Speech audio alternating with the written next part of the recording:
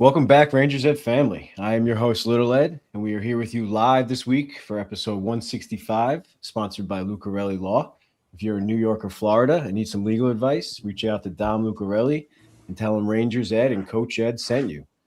I am your host this week. I have a road game. I'm in upstate New York. I believe I'm in Syracuse, or I guess north of Syracuse in Watertown, about an hour north. So I'm a little tired, so bear with me as we get through this episode. But we got a special one for you guys. We got the free agent preview. In Drew We Trust. I love that graphic for the intro there. If you guys are watching on YouTube, if you're not, you should definitely check us out. Head on over to YouTube and subscribe. It's free to subscribe. All you need is a Gmail account to create a YouTube account, and then you can subscribe and watch all of our content. So if you're an audio listener, thank you very much.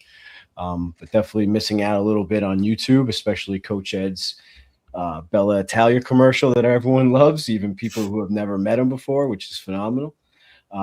Speaking of Coach Ed, I'm joined by him this week, as always, and of course our producers, Nick Dom on the bottom there, and our in-house statistician who brought a lot of stats for this week's episode, Isaac in the top right there, rocking his centennial. And Nick Dom, sporting the sweat equity shirts. I love it. You guys have been putting in a lot of sweat equity, all three of our producers recently. I mentioned it last week when I got back from vacation, but it continues on with some phenomenal videos with the stop motion video with the playoff bracket board from Little Ed's workshop and the highlights from NHL. And like I said, Isaac just always giving us the good stats. So we'll definitely get a preview of that or a little bit of that today or tonight. So stick with us. And we're also going to be joined by Antonio Caruso of BlueLine Station. It's a blog website, a lot of good articles on there, obviously Rangers focused. You might have seen me repost a bunch of his stuff on our stories on Instagram, on Rangers Ed podcast. And we're looking forward to talking to him about the NHL free agent class coming up, what he thinks the Rangers should do, touch on some other possible signings around the league. Give our predictions and what we think the Rangers should do. But first, boys, we got to get into it. The greatest trophy in sports was handed out between last episode and this episode. The Carolina Hurricanes are your Stanley Cup champions, and it hurts me to say Keandre Miller is a Stanley Cup champion. I'm sure we'll get into that a little bit. But before we talk about that, Coach, how are we feeling? What were your thoughts on the Stanley Cup final? I mean, obviously very disappointed as far as I really wanted Tortorella to win the second one, to be in that small group of coaches that won with two teams. You know, everybody who listens knows I'm a big fan of his and his coaching philosophy. What do you call it? Philosophy. I thought he did a great job. I mean, all the analysts and everybody, all they're saying is, I guess it did appear that Vegas's defense got worn down a little bit. I mean, I saw opportunities. I mean, Bussy played phenomenal. Don't get me wrong, but Vegas had some opportunities to put a couple in. Just like McKinnon missed the net. It happens. It's part of playoffs. The series could have went either way, I feel, and two great teams. Carolina just played steady. Once they had that 2-goal lead going into the third, I said to Kathy, I said, this game's over. There's absolutely no way that team is not going to be four-line skating and making the right puck management decisions. You know, Brendan Moore has that philosophy from day one in training camp, and they just held on and did the business. Obviously, Jared Stoll? Yeah, Jared Stoll. Phenomenal. Jordan Stoll. Jared was the younger brother, I think. Yeah, the younger one. He never really kicked it in the NHL. He was in the AHL for a little bit, I believe, with the Coyotes. I don't think he ever really – I don't know if he got a game in the NHL. Isaac, you want to look that up for us? I think very minimally. He might have played a couple of games. He might have played one or a couple of games. Yeah, but not much. But Jordan just I mean, I saw the highlight from game one when he fought Kachuk. We talked about that originally. He fought Brady Kachuk, opening face-off game one. And you got to tip your hat to him. He did everything he could in the playoffs, and he put him on his shoulders in the finals, and they did it. Yeah, he's a true captain, no doubt. As the series was going on, they kept on saying Mitch Marner is going to get it.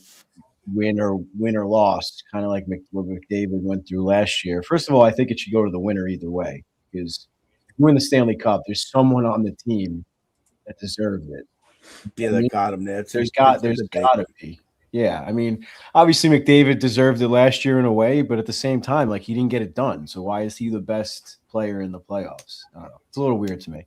But yeah, we might as well just get into that right away. I think he was the right choice. I think like he scored a ton of clutch goals even in the series before. I mean, it seemed like Carolina didn't have an easy path. It's still the Stanley Cup playoffs, but I said in our group chat this morning, I'm still not convinced that they could beat like Florida at their best. Tampa would give them a big good series. Like there's a ton of teams that I feel like just had like an off year that in other years they haven't been able to get through, and Rangers included, honestly. But I feel like every series he came up with a clutch goal, like you said, the fight. I mean, he didn't really necessarily want to fight. It was more like Brady Tkachuk wanted to fight, and he was like, "All right, yeah, I guess I will too. I'll give you this one or whatever happened." But someone said on the radio, like that set the tone for the playoffs. You think back all the way to game number one. That might have been, I think that might have been game one of the playoffs, not just for those two teams. I think that might have been the first game of the playoffs. Could be wrong there, but yeah, I definitely wanted him or thought he deserved it. And he was one of the only guys on the Hurricanes or in the organization that I was happy that got it. He left Pittsburgh. He signed with Carolina a long time ago. He could have stayed with Pittsburgh and probably won another cup or two with Crosby. But he made the choice to sign in Carolina, and he stuck with it. He could have left a few times. He stuck with it. He's a great captain, and I think he was like 64% in the faceoff circle in the final, or that might have been the entire playoffs, which is just crazy. I mean, I feel like faceoffs are very underrated. To the casual fan, you might not understand how important they are, but in the playoffs, especially, or in overtime, and any time really, like just puck possession is the main thing, and winning that initial faceoff is huge. And I feel like it's not really spoken enough about. Yeah, definitely a big part, especially in the finals. Yeah, You know, I mean, you're it's getting not your even a matchups, question. you're I mean, that's the reason why Trocheck made Team USA pretty much. I mean, faceoffs and penalty kill. You know, you need that player on your team to win the Stanley Cup, and I feel like that was getting overlooked when they were talking about the Conn Smythe. But Isaac, were you able to get that Jared Stahl stat Yeah, quick? Jared Stahl played a grand total of 2 NHL games for the Carolina Hurricanes in 12-13 with a final stat line of 0, 0, 0, and a -2. -2. That's rough. That's he's rough. he's the black sheep. He's the black sheep of the family. Those holiday dinners must be great. Another fun tidbit about Jordan Stahl, by the way, I've just found out. He was traded from the Penguins to Carolina in the summer of 2012. He was traded during his own I didn't know wedding. he was traded. I thought they said on the radio he signed with Carolina. I think he signed I know he signed obviously multiple extensions, but he was traded on his own wedding, like during his wedding. I heard that. They said that during one of the games. Yeah. Or Emily Kaplan said it or something. She said that was one of her tidbits. Yeah, it's a crazy little. At the reception of the wedding, he was told he was traded. Yeah, very strange. We had another tidbit from the chat here. Chris, our buddy, our usual listener, Chris, always keeping us on our toes. He said one of Jared's games was when Eric hurt Mark. So fun fact there. But yeah, I don't know, Isaac. I don't know if you mentioned it, but would he have been your pick for Conn Smythe? Do you think they got it right there? I'm not mad at it. I probably would have went Taylor Hall instead, but either way, Stahl was so clutch during the final. I think the only reason why I would go Taylor Hall over Stahl is just because Hall did more in the rounds prior. So much of what Jordan Stahl did was in the finals, which is still obviously the most clutch thing. But at the end of the day, in my mind, it's playoff MVP, not finals MVP. But I'm not mad at the pick either way. Still definitely well deserved. Yeah. But to your point, Isaac, when you say did more, what are you talking about? Like purely scoring wise, I think more like by saying did more. Like, well, that's not why that's not why Jordan got it. You know? Yeah. He got it for the reasons that Eddie said: face-offs, penalty kill. That's why I'm fighting not mad against at the pick. Tkachuk, the 6 goals. finals. Yeah. There's a multi. To me, I do base it. I know it's the whole playoffs, but I agree with a lot of guys on the radio when they say I do base it a lot on the finals because, like Yeah, Tortorella said, there's 3 rounds of the playoffs, then there's the finals. Who's going to step I up? think That's the most yeah, pressure. yeah. The finals I is the think it most pressure. is. I think the finals has definitely the most weight, which is why I'm not mad at it being Stahl at all. Yeah. I mean, I wouldn't It's not like he argue. didn't show up If at all. Taylor Hall won it would be like you said. It wouldn't be. You couldn't shock be either that way. disappointed about it. But Jordan Either was one's a good fine pick pick. for me. Either one's Yeah. a fine pick in my mind. I think just being the captain obviously just carries a lot of weight, even if it was like Taylor Hall, like they couldn't really decide. It's like, all right, you just got to give it to the captain. Dom, what do you think? Yeah, I mean, I was kind of in the same boat as Isaac. After Taylor Hall scored that first goal, I thought they were going to give it to him, but I agree. I think Stahl really deserved it.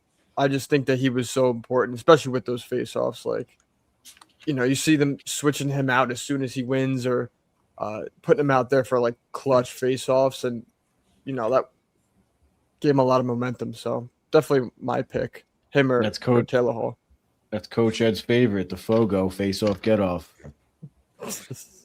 Nick, what were your thoughts on that one? Pretty much the same as the rest of the boys.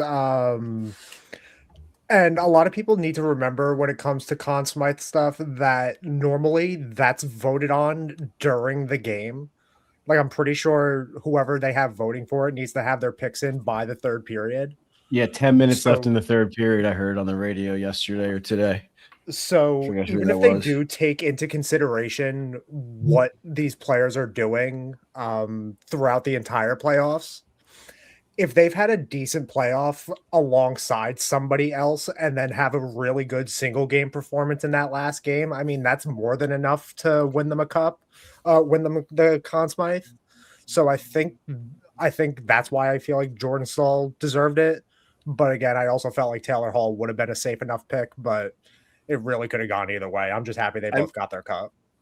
I mean, I'll have one more comment on it because the way I look at it is without Jordan Stahl, they don't win the cup in that series.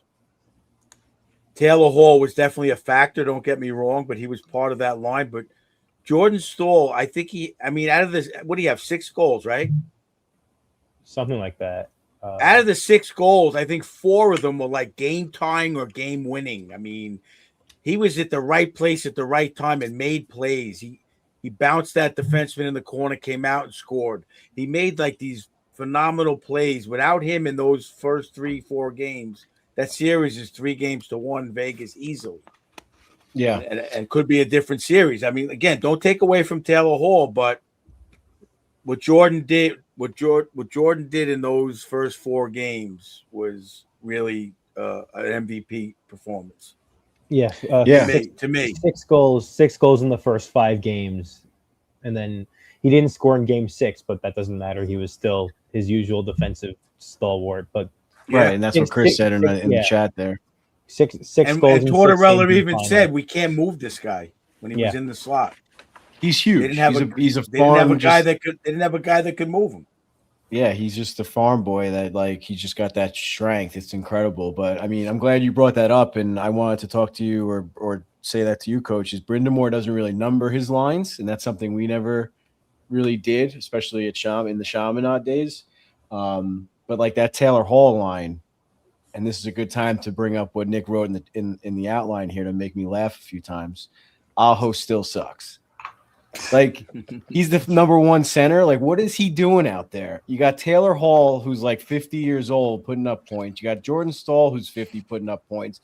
What is Aho doing? I don't even notice him out there. It's like, it might be a good thing that they're just operating on all cylinders at all of them as a team, but I just don't see what's so special about that guy at all. Again, if Jordan Stahl doesn't play the way he did, they don't win.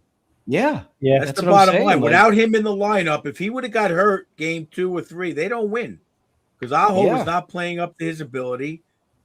There were a lot of guys. I don't know if he's not playing up to his ability. I just don't know if his playing style or his size, the whole combo is just not deep playoff, whatever the deep playoff recipe. I mean, again, and to Isaac's point, without Taylor Hall, you're relying on Aho, and they would have been in the same boat as the last 5-6 years. To me, Yeah. Aho, I'm just checking now. He had 1 goal and 4 assists in the final. It's not terrible, but like you expect someone like him who's supposed to be like your star, you know, and like even like Ehlers, I wasn't really impressed by him, you know, which again, like it says so much about Carolina, how they operate as a team, that like none of these guys that they're supposed to stand out or like be like their scorers, that like has been their issue for the past 10 years or whatever, is they never have that game breaker, that top scorer. And then finally they get it done, and Jordan Stahl is their top scorer, and like, you know, it's just like very Ehlers bizarre. though Ehlers did have, I'm looking now, he did have 4 goals in the final at least. He did? Wow. Yeah, he had two in game one, 2 in game 1, 1 in game 4, and 1 in game 6. Oh, the empty netter was game 6. That's right. Right. Okay. Yeah. Game 1 is when he scored like 30 seconds in. Yeah. Game 1 was crazy. He just scored 2 back to back. There's a guy that we talk about letting guys go and they win cups. There's a guy Winnipeg let go and he went and won a cup the next year. So you know, Winnipeg, I don't remember if they ever scratched him, but he was getting so little ice time. Imagine if that happened with the Rangers. Yeah, that's what I mean. It happens with every team. Like if LA won this year somehow, or whatever, Ranger fans would be jumping off the Empire State Building. Yeah.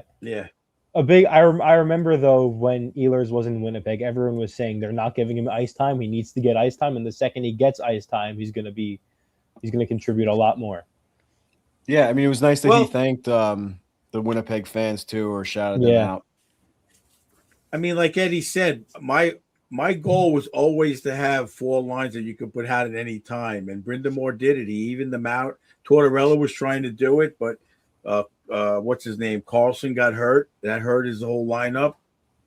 There's a few things, but ideally you want to have that where there's no egos on the team. Like there's nobody saying I'm the first line player. And when we bring Antonio on, that's what I brought that up when I phoned in on NHL Network. I said that's got to be where McDavid, Draisaitl, Ovechkin did it, Eichel did it. Then their ego was checked, and they just played to win no matter what the coach said. They're willing to give and do what had to be done by anybody on the team. And that's something that's got to happen to be successful. And Brindamore, sold it to the players. They bought in, and they did it. They had a few new guys this year. Did anybody hear about his training method that he started in preseason? Yeah, I did. With the cinder block. I'm actually going to bring that up. Did you hear it, Ed? No. He had everybody as training lift up a cinder block that was part of their training. And a cinder block happens to weigh 35 pounds, the same weight as the Stanley Cup. All throughout the season. I think he had them do like Brindamore one lift. Yes. Brindamore did it this year. Never told them why he was doing it. That's the didn't best. tell them that's why. He called them like blue collar lifts. So they just all thought it was part of their training, not realizing that was the same weight. Yeah. Or very close to the same weight. On the topic of playing everyone buying in, I know it's not a basketball show, and I'm not really a big basketball fan, but like I know that's what they were saying with the Knicks now also. Like I know Towns, I think he was like a star guy in where was he, Minnesota before? Mm-hmm. And then he came to the Knicks, and then he had to like kind of rework his game, especially in the playoffs. But he did it because like that was the cost of winning a championship, and now Knicks have a championship for the first time in 53 years. You gotta buy into what your coach is telling you. You gotta buy into whatever the team needs from you, and that's how you're gonna win. Yeah, 100%. Exactly. I mean, with a hockey example, Ovechkin. We've been spending a lot of time on this, guys. We got Antonio backstage, but real quick, I want to kind of preview. You've seen it on social media if you follow us on Instagram. Our new segment for the upcoming season, Inside the Crease, with our in-house goalie expert, Dom, on the bottom right there. So we wanted to discuss first, should Vegas have gone to Aiden Hill at any point? And I'm not Johnny Laz asking Torts this question. I think it's still it's a very valid question. So, Johnny, if you're watching this, I think you did a great job.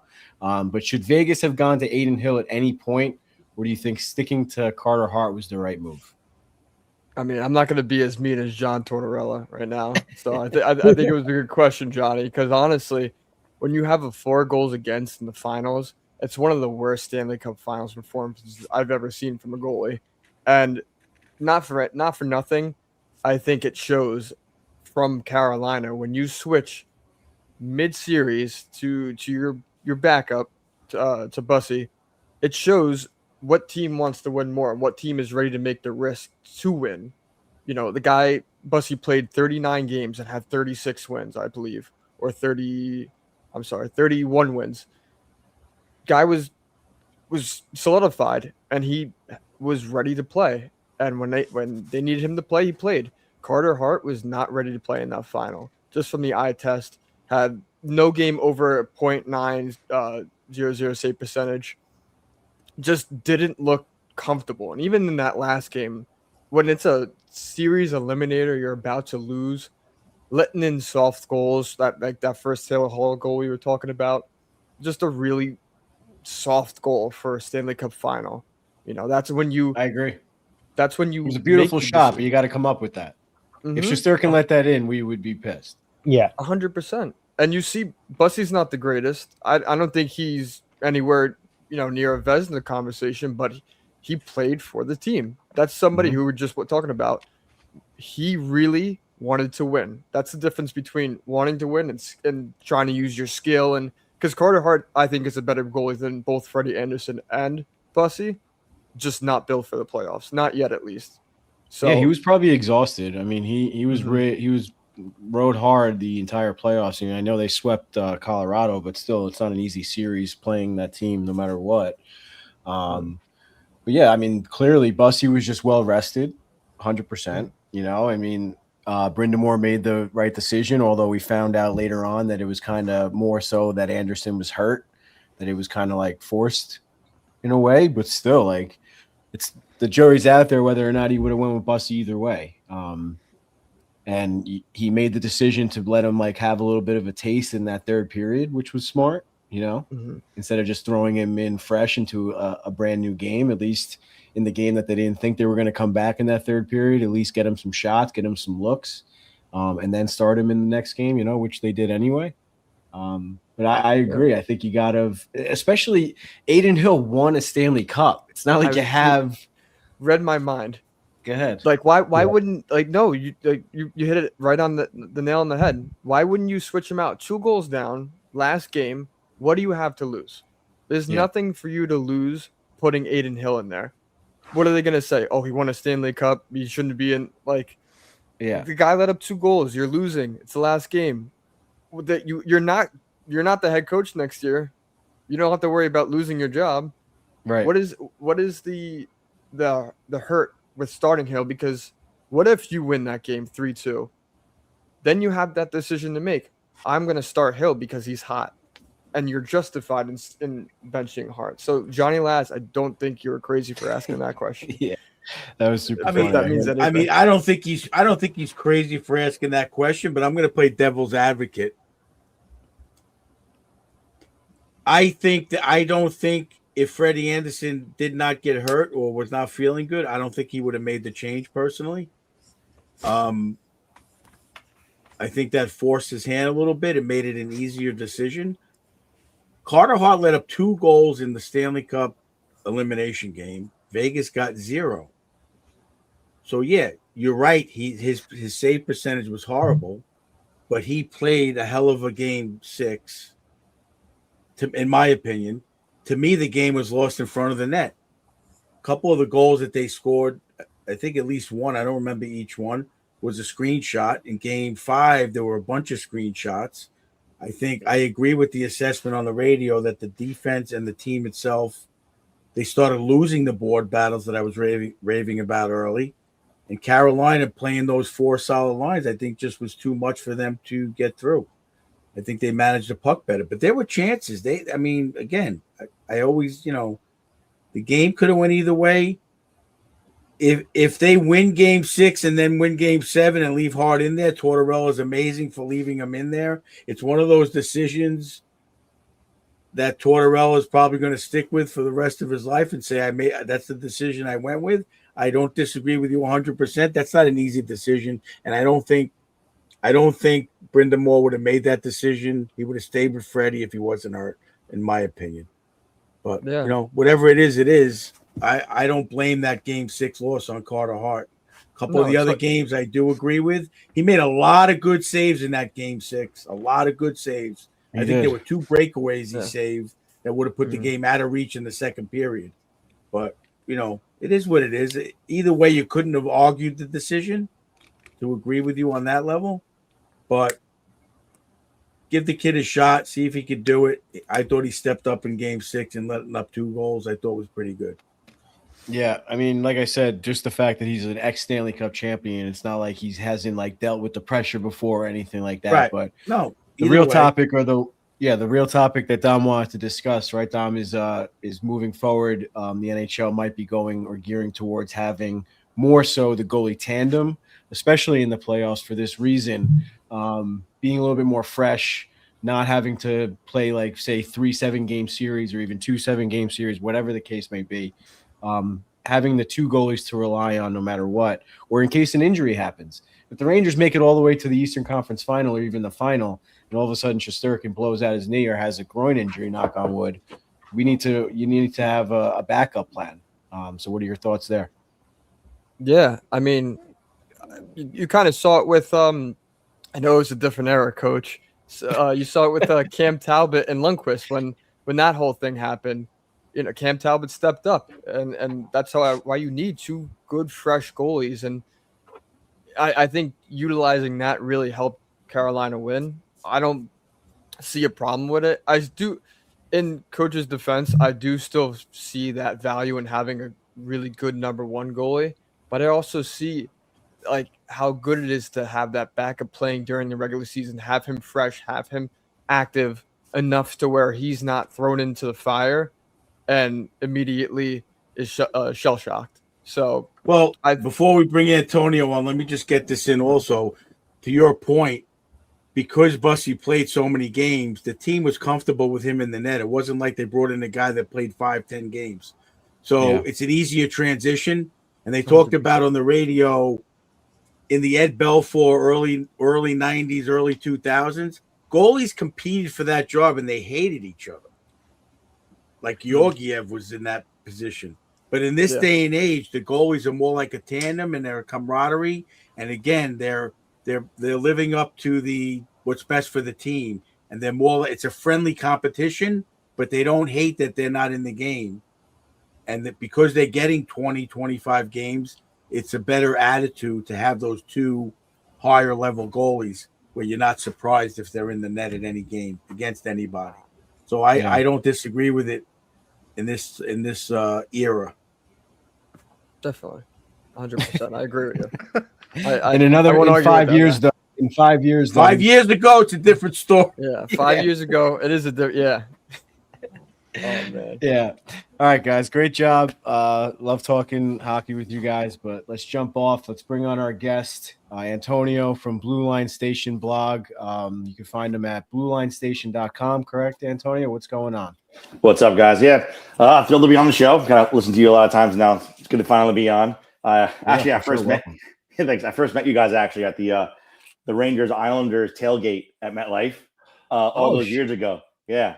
That's that was a right, dude. I just said before, it's good to meet you face to face, kind of. But yeah, that's right. We were at the tailgate. Yep. That was a good time. Yeah, I remember Oscar brought you there, and Oscar had to go home to get Cousin Ed a jacket. But anyway, so why don't you plug your blog a little bit? Give us your latest article or something you're super proud of, if you will, and and tell everyone where to go to find you, and all that good stuff. My question is your blog on audiobook? I don't know. They got to spring some money for that. Yeah.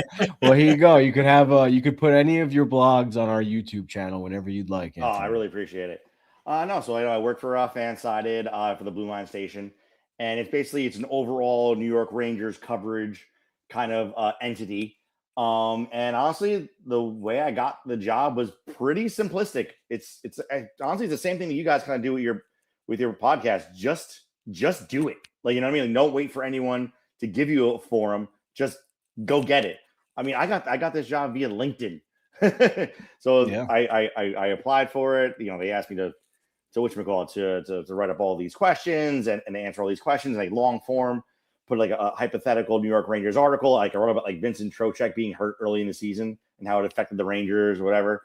And then lo and behold, you know, they asked for a writing sample and other things. And I got the job 2 weeks later, and I've been writing for them ever since, back in February. So I write basically very frequently during the year, obviously, when there's more games, more activity going on. But like in terms of the off season, I write, you know, when there's stories that pop up, and every once in a while they'll let me venture out to like non-Ranger stuff too. But yeah, no, you can find me on Fansided. Just search out my name and I'll pop up. You know, I'll leave you guys a link and everything. And yeah, it's like a fun little side gig. You know, I figure I'm gonna be yapping my freaking mouth off anyway on social media. Might as well make content out of it. Yeah, without a doubt. And you got some good stuff. Thanks. Like I said earlier, we repost most of your stories as long as we catch you in the DMs, or repost most of your articles there. And I usually agree with you. Usually. We've had a few conversations, but always lighthearted and fun. And Of course. that's why I wanted to bring you on. You do align with us. We want to just pick your brain about some of the free agents coming up. But before that, I mean, you kind of were backstage, I'm sure, listening to us blabber on about the Cup. I apologize, we went a little bit longer than we had planned there. Okay. But what were your thoughts on the Cup, and did you think they picked the right Conn Smythe? I mean, it was the right one. If you were gonna go like the NBA version of doing it, it would have been Jordan Staal, because like they just do like, you know, just the NBA Finals version of this MVP. And if you're gonna do the overall, then yeah, I like that they pick Hall. So like I agree with it. You're kind of splitting hairs with that, but Jordan Staal, I thought, deserved it because he wasn't just scoring goals. He was a shutdown center. He was making everyone's lives a living hell, and everyone, even after every series, would just point at Jordan Staal as just this monster of a man, just getting in their way. You know, everyone's used to playing how they're playing during a regular season, and then you get in the playoffs and you play different games. It's like what Mike Tyson used to say. Everyone's got a plan until they get punched in the face. That's kind of what Jordan Staal is. He's just a hulking, kind of suffocating, almost like Darrell Revis kind of shutdown kind of guy. But in terms of the way the series went, I was a little surprised because I thought at first the Knights had all the advantages. They had every clear edge in every facet of the game. I mean, those first three games were classics. Everyone's even saying, is this going to be the greatest Stanley Cup Finals of all time? I'm like, expect. Like, let the series kind of play out. Then the Canes, 4 lines, Rod Brindamore, Rod the Bod style, wore them down. And the series flipped, ironically, when William Karlsson got hurt. And Torts, I watched the Knights from a distance. I don't know how super important Karlsson is, but Torts was saying nothing but glowing things about him. And once he got hurt, you could even see in the ESPN coverage, like a word I can't repeat, but they caught him cursing. Like once he saw that he was out, he knew. When the trainer told him. They caught him just going, and he knew that the train was coming down the tracks. You know, I guess he's apparently a glue guy who just affects every aspect of their team. But he was the reason why he got hurt during the season, why Mitch Marner had to play center. So, I mean, one of your top centers goes down. Any of your centers go down, that's going to shake up your entire lineup. Oh, exactly. And I just think Jordan Staal came in clutch. And then once Freddie Anderson got hurt and exited the series, I heard you guys talking about Bussy. He came in fresh, and I totally subscribe to what you guys are talking about. Kind of like the running back by committee, but goalie by committee kind of wave of the future or of the presence of the NHL. I think more teams are going to be going that way. You're not going to have Marty Brodeur playing 79 games. They're just not built the same way. Different physicality of the game. And once Bussy came in there, he closed the door and they won the Cup. Yeah, without a doubt. There's so much talent out there too, which it's just how much the game is growing. I'm sure 10 years ago, there weren't 30 goalies that could start in the NHL. Now there's probably 60 goalies that could start in the NHL at least, so yeah, I mean, just the way that the pure volume of hockey players in general, That's another reason we didn't bring up before of how it's going to go. Just the fact that like they deserve it. They can. I believe Bussy was undrafted. Didn't they say that? I believe so. He was definitely. They picked him up on waivers. I don't know about the undrafted part, but he's definitely had such a journey to be a Stanley Cup champion. That's for sure. He's a 27-year-old rookie. Yeah, I mean the kid worked hard. I'm betting he wishes he didn't sign that extension during the season and signed it now. Yeah, he's making what? Like he's making like pennies the next like 3 or 4 years or something crazy. Yep. He locked in. He's like, oh well, he's like I said, he's a 27-year-old rookie. So basically, he's like, okay, well, maybe I might tear my ACL. Like, let me just sign this deal. And then next thing you know it, he's a Stanley Cup hero, and he could probably, if he like maybe bet at himself a little bit more, he'd probably be making double whatever he's making now. Isaac just popped in backstage. He was undrafted. So thanks for that, Isaac. 6 years ago. Yeah, 6 years. Chipotle. Oh yeah, I saw that stat. Yeah, he was working at Chipotle, which is crazy. Yeah, it's just such a good story, which is just like I hate to see Carolina win for many reasons, but just another good story. I guess I could root for him as well. But enough Stanley Cup talk. I think we got to get into some Rangers talk. We talked about some of your articles. We will throw that link in our YouTube in the description on YouTube and on Buzzsprout for you guys to catch some of Antonio's articles. But you can also hit him up on Instagram or follow him on Instagram where he posts all of his stuff. That's at Antonio _. What is it? C137. I was close. I had it. I'm a Rick and Morty nerd. That's the third dimension. Whatever. Antonio _ I like Rick and Morty, so that's just I don't know. Antonio _ C137. Gotcha. No, It's I got a you. Man. personal It's all account. good. Yeah. I watched a little bit of Rick and Morty, but it's not. I didn't watch enough to understand the jokes there. But yeah. Nick, actually, one of our producers, put together a nice series of graphics here for the pending UFAs for this upcoming off season. So Nick, why don't you throw those up on the screen? And Isaac hit us up with a lot of stats. I'll try to go through some of those. Yeah, Darren Radish with Tampa is obviously a big one. Don't foresee the Rangers signing him. But in the regular season, he had an outstanding year, stepping in for Victor Hedman there. 22 goals, 48 assists, 70 points. He played in all situations there, 5-on-5, penalty kill, power play. He was just an outstanding defenseman for them. What is this? Expected goals, I guess, here on the outline. Is that what that is? Expected goal percentage, Isaac? You want to hop on stage here and maybe help us out with these stats, Nick? Can you bring them on? You're muted, buddy. Muted. Yeah, XG percentage is the expected goals percentage. The goals percentage is when you're on the ice, what percent of goals are scored for your team. That's the actual goals percentage also. So I did both of those, and I did it in both all situations and 5-on-5. Is that perfect? Is that a fancy way of saying plus minus? No, so it's because plus minus is only tracked, I think, at even strength. Correct. Goals percentage is, let's just say, if during a player's ice time, out of every 10 goals, 7 of them are for your team, then your goals percentage is 70%. So okay. wouldn't that be a 30% goals against? Or no, because it could just be 3 goals for the team that you're not on for. I don't know. Yeah, it kind of is saying something similar, but not really. If during your ice time you are on for 7 goals for and 3 goals against, that is a goals percentage of 70%.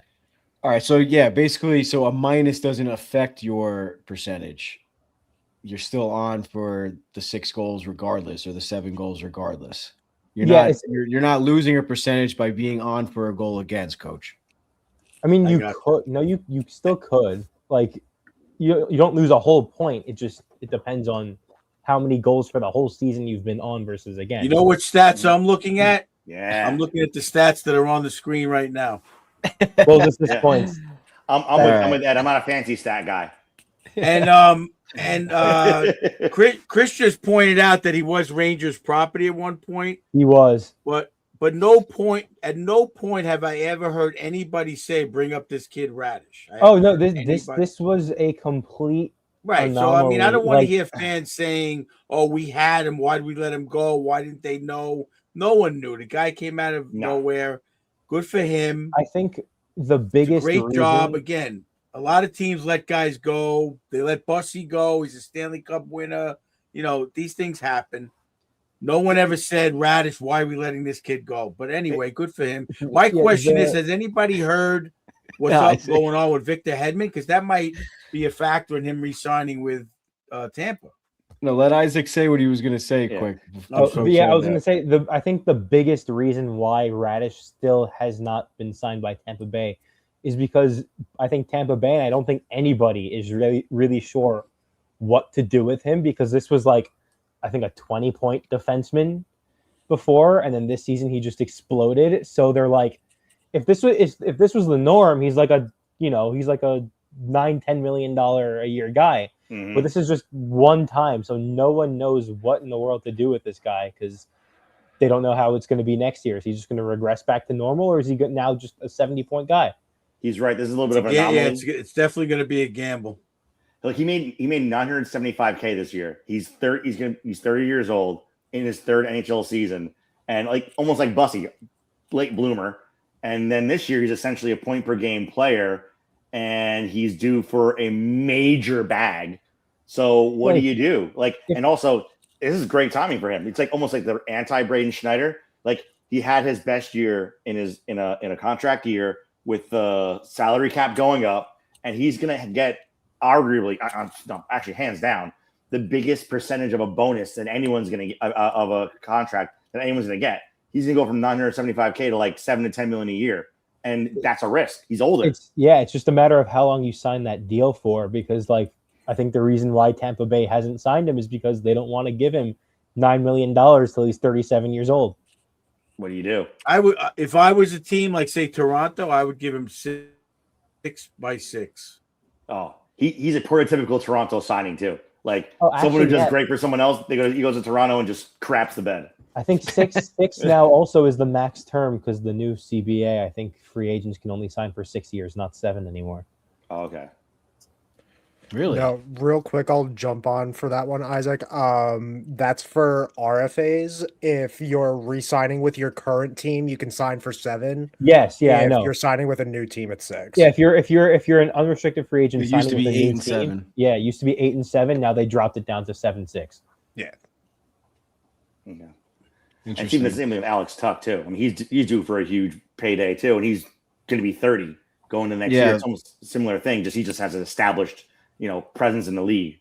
Yeah, since you mentioned him, Nick, can you fast forward to Alex Tuck? He's on the list here, obviously, coming out of Buffalo, Buffalo native, which I'm surprised they're not going to try to lock him up. Looks like he's going to test the free agent market. 79 games played, 33 goals, 33 assists. We're getting there. For a nice even 66 points. Sorry, we'll go in order from now on. Sorry, Evan. No, it's all good. Flow of the episode. Expected goal percentage in all situations was 46.1%. And yeah, I mean, Alex Tuck, he's more of like that glue guy. Like I said, he's a Buffalo native guy. He chose to go, not really chose to go there, but he was like, didn't he kind of tell Vegas that he wanted? Wasn't he like a no move guy, or am I getting that wrong? I mean, I'm sold on him. I watched him in the playoffs. I watched all the Buffalo games in the playoffs. I'm sold on him as an NHL player. Maybe it was just a coincidence. Well, it was the Eichel thing. Yeah, I wouldn't give away the house for him, but the guy can play. He's a playoff type of player to me. He wants like 10 to 11 million. What I will say about that's too much. Way too much. 10 to 11 million, no way. 1 point per game. He's a very good player, but with what Coach was saying with the playoffs, he had no points in the second round. Yeah. Look, I'm not saying he's the type of a player that you need in the playoffs. Obviously, Buffalo did not get it done. Yeah, not for 10, 11 million. I'm not giving him 10 or 11 million dollars. With the cap going up, yeah, with the cap going up, I think he can ask for all he wants. I'm not giving it to him. I'm just worried that the Rangers specifically are going to want to sign him because they want to get back in contention as soon as possible. Yeah. And they have a lot of cap space this summer, so they're just going to chuck $10.5 million at him or something. No. I'd be next 7 shocked years. if they give him $10.5 million.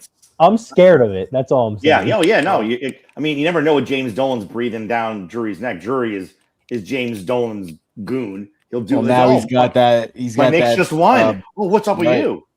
Yeah. Now he's got the taste of victory. We're all in trouble. Or maybe it could be a good thing. We'll see what happens. I've always come to know that the Knicks and the Rangers are always in the best spot when Dolan is just not around, just kind of just stays in his lane. Yeah. But I'm under the impression that the Rangers should just sit tight and not really do much of anything this free agency. I think they should. We'll get there. Yeah, we'll get there, Antonio. Yeah. I got you. Trust me, we'll get there. Nick, who do we got next? I don't want to confuse you, so let's just go to the next slide, and then I'll go where you go.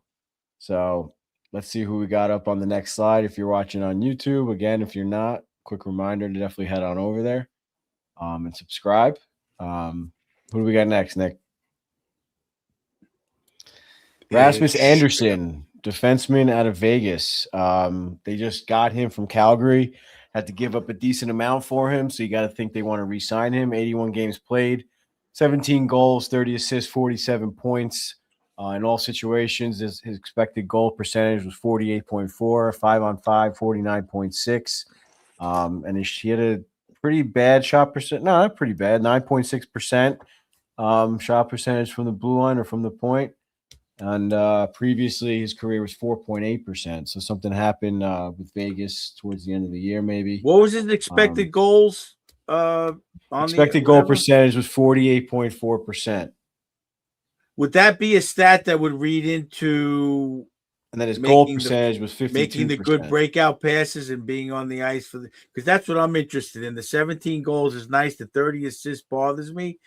But if he's making plays and moving it up ice to certain other players, that's what I'm a fan of with these stats. Otherwise,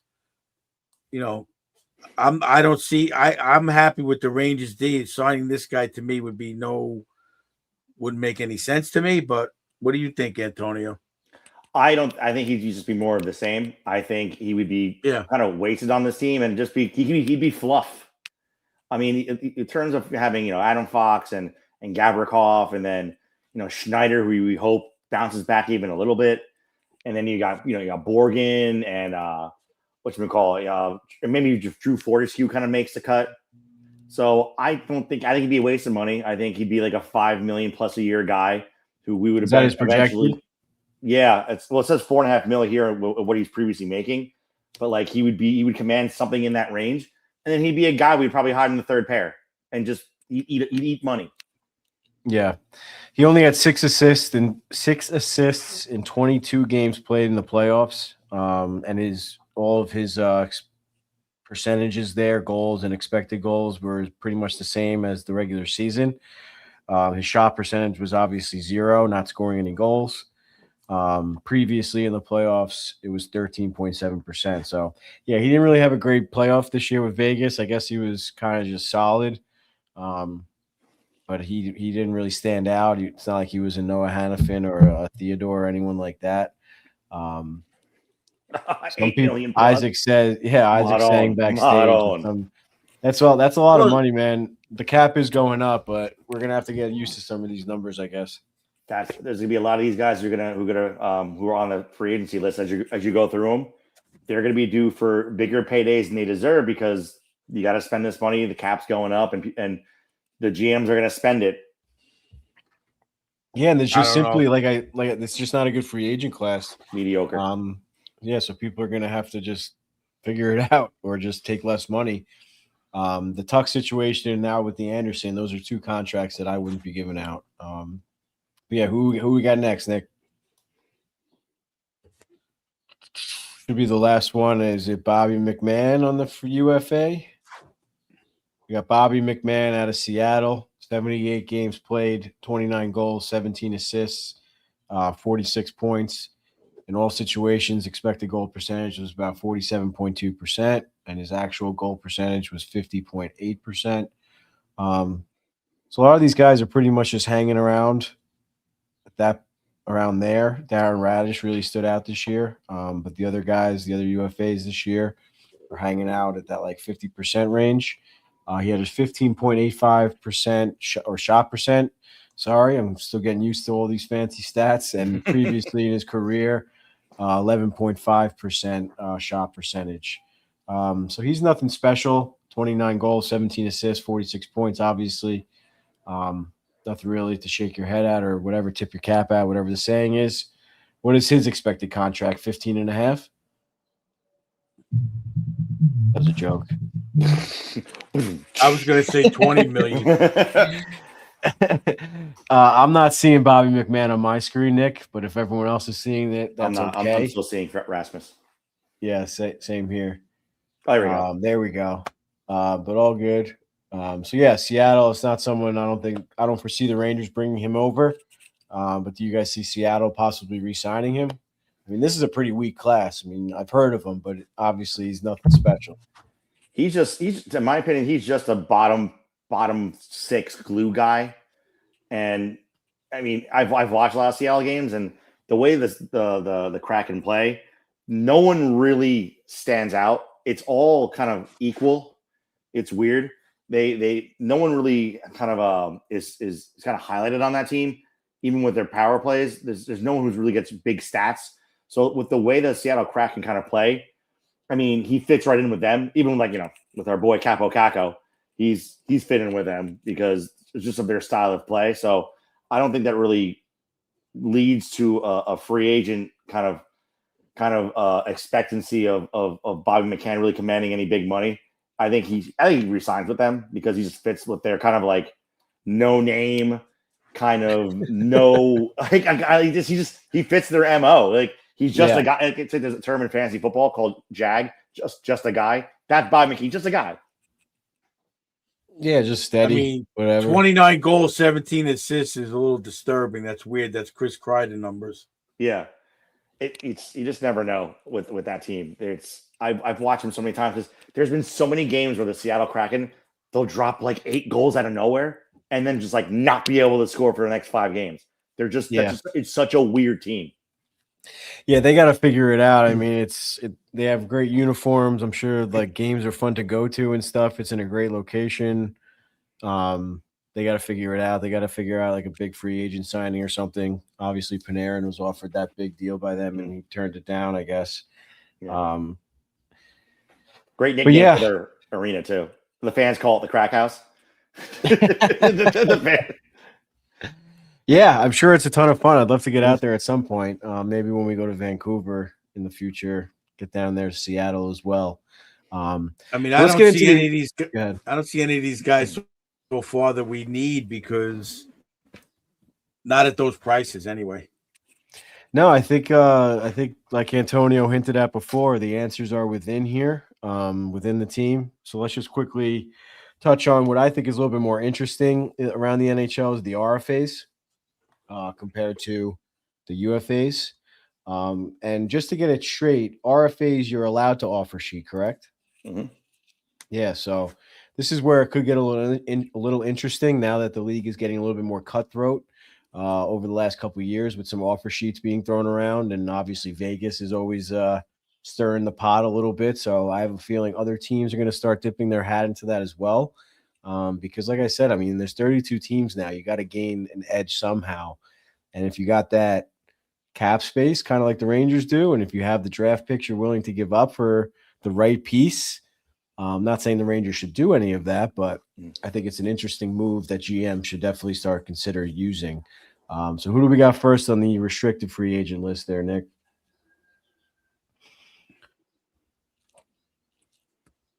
What happened? There we go.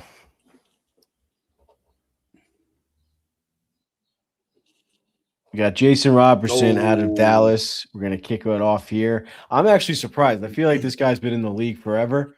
And he's still a restricted free agent. I guess that means what? This is his second contract, will be his third. Yeah, I love this player. I think he is so just disrespected and overlooked by everyone in the league, and especially, I guess, both. Even though Team USA won, I was shocked this guy didn't make the team. and he's been nothing. He has this this unfair image attached to him that he's a soft player. He's bad defensively. I've never seen it. I've watched him play so many times. He's a hard-nosed player. He gets in the corners. He's a big guy. He's a more than point per game player. He's fantastic. I don't understand why he's not signed already. He's low key a dog. He's he gets in the corners like you said. He's a great player. I think Coach Ed, his reaction says it all. I think he'd be a good fit for the Rangers. This might be a player, Isaac, where if they have cap space and what is the rule? What do you got to give up if you offer sheet somebody? It depends how much you get paid. And in the offer sheets, like certain first round picks, but I'll let him answer. I don't know the exact numbers. No, anyone can answer. I was just saying Isaac to me, before he said I don't. To me, Robertson, the famous quote Steve DeBoer had with him, I said it on the show, was this kid is mature beyond his years and he doesn't cheat. He doesn't hog minutes. So for the RFA compensation, I'll get the exact numbers now. But depending on how much you pay, you have to give up more. And with the amount that Robertson is going to get, I'm pretty sure the compensation is your next 4 first-round picks. With the Rangers, so here we go. So so between 9.5-ish and 11.9, it's 2 firsts, second, and a third. Anything above 11.9, which is Robertson's probably going to get, it's your next 4 first-round picks. Oh, wait, no. It's 4 first-round picks in the next 5 drafts. Yeah. Okay. And you get to choose? I guess you get to choose, yeah. That's still, I mean, I understand the concept, but that's still a lot. It's a lot, and I don't think the Rangers are in a position to be doing that considering where they're picking this year. If you're going to trade for Robertson, A, it's going to cost you an arm and a leg. B, I think if the Rangers still wanted to trade for Robertson that badly, they'd be better off trading for him than offer sheeting him. Yeah, right. The current state of this team, those 4 first-round picks can be all lottery picks. I mean, I'm an optimistic fan, but that's a possibility. Yeah. Yeah, it's always a possibility. I don't know. I don't see how the we didn't think it happened this year, and it did.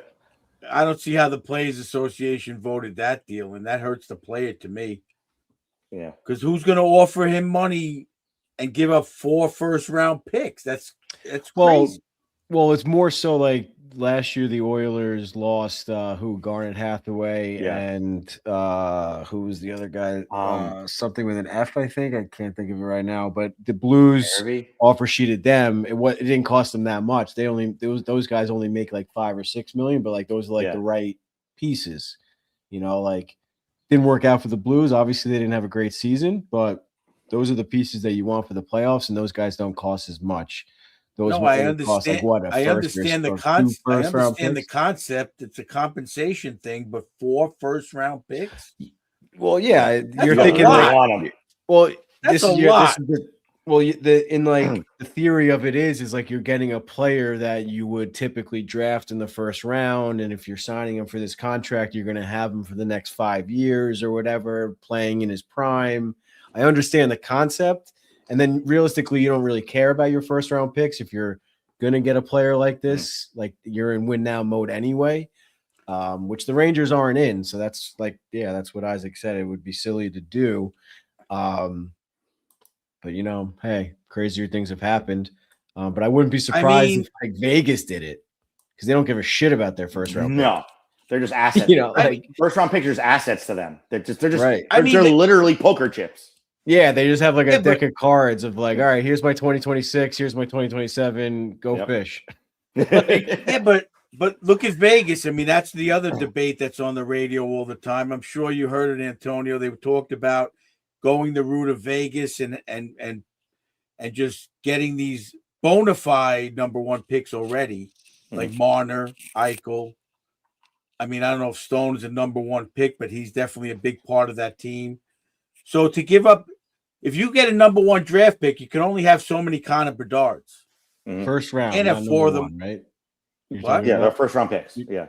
That's what it is. You can only have so many. So the Rangers already have Fortescue. They already have what's his name? Gabe Perreault. They already have these guys. How many guys how many number one picks are gonna make it? So that's the conundrum inside. But to me, 4 is a lot.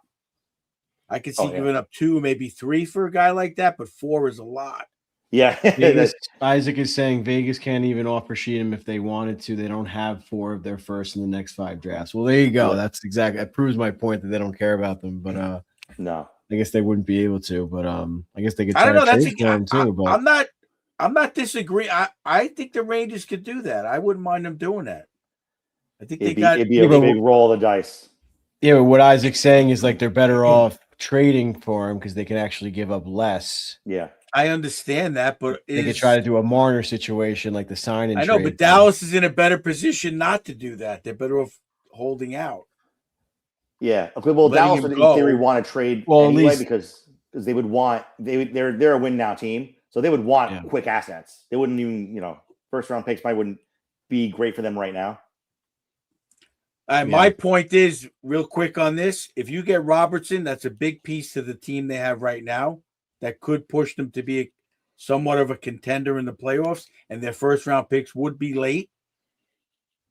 And that's the risk. And it isn't as meaningful. So it's a gamble like everything else. Mm-hmm. So to that's me, what Chris just said in the chat there. I saw that. I wouldn't hate that they took him. The kid, like I said before, DeBoer said the kid doesn't cheat. He's an NHL player. He knows how to play the game. He's a team player. He's got all the intangibles. And like you said, Antonio, the kid's a bull. And he puts up 40 goals every season. Yeah, I don't understand the hate on him. I don't get it. No, so I'm saying, to me, with the Rangers situation, I think maybe he's not a great guy. It might be worth the 4 first rounders. That's a possibility. It's stuff we don't know. I don't see it, but I mean, you never know. Thing is, the Rangers weren't a playoff team with Panarin. You lost Panarin and are adding Robertson. How much of a difference will it make? It's like a net zero. Yeah, he's right. How so? I think I like him better than Panarin personally. I think he plays so much. You think Panarin was a dog going into the corners? No, yeah. Well, then there's the difference. That's what I'm saying. There. Yeah, that's what I'm saying. That's the difference. I see it different. Yeah, I don't care. The points obviously are a big thing. Panarin maybe even put up more points than Robertson, but he's not playing that way in the playoffs, and he doesn't cheat the game like Panarin does. Yeah, I think Robertson is definitely a better player than Panarin, at least right now, for sure.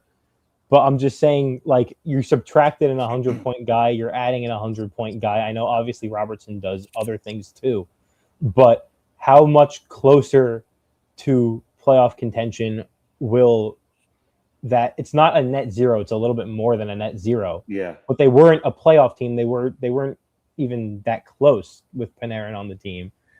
So how much more is adding him going to actually get you? I think you need to add another piece or two on top of him. Well, we're not. That's not part of the debate. We're asking, is he one of the pieces? Oh, he would be an awesome piece. But also, then, if you're trading for him, the question is, how much more shallow are you making your lineup to get him? If you're not giving up the 4 that's why sign him. I'm saying sign him. Give up the 4 first round picks. Yeah, most likely they'll be late rounds if he pans out to what we need.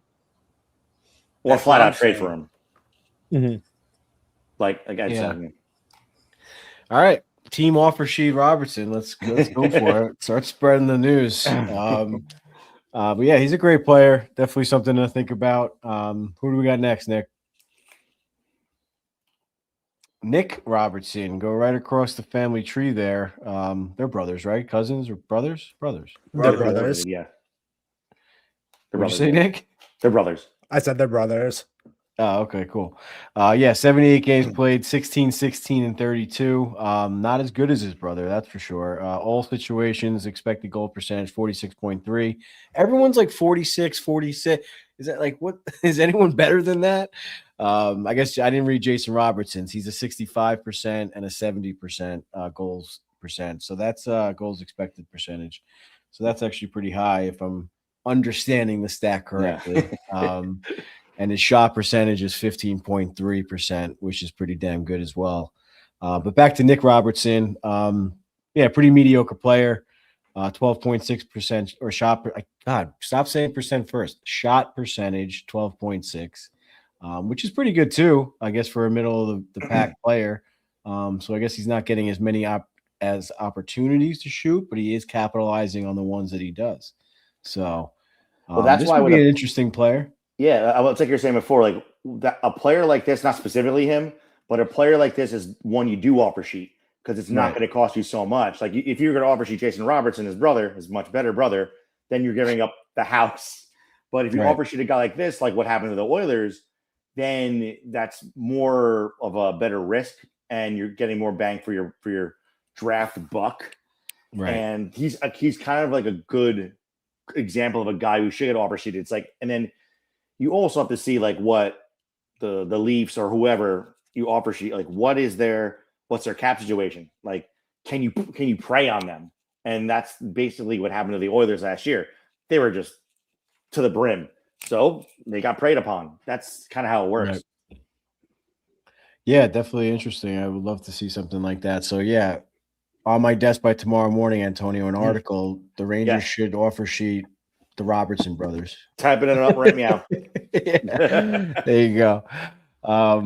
Coach, what do you feel about the other Robertson brother? You pay attention to him on Toronto at all? I mean, I've only seen him highlights on NHL Network, but I agree with Antonio. He's definitely a better value as far as what you're giving up, but he's not going to be that impact player right now that his brother Jason would be. And it's a matter of what you want to do as a team. I mean, we'll talk about it at the end of this, but I feel the Rangers aren't that far away with the prospects we had last year and the young talent. And I think Jason would make a big impact on this team. That's my feeling in the top 6 role. Yeah, well, we'll definitely get. It also depends on what happens with Trocheck. What happens with Trocheck? Are they planning on moving him, which I don't want, but we don't know what's on their mind. So yeah, we'll get into that in a few as well, unfortunately. All right, Nick Robertson, nothing really not too fancy or not too sexy, if you will, but definitely an offer sheet candidate for someone else or for a team in the NHL.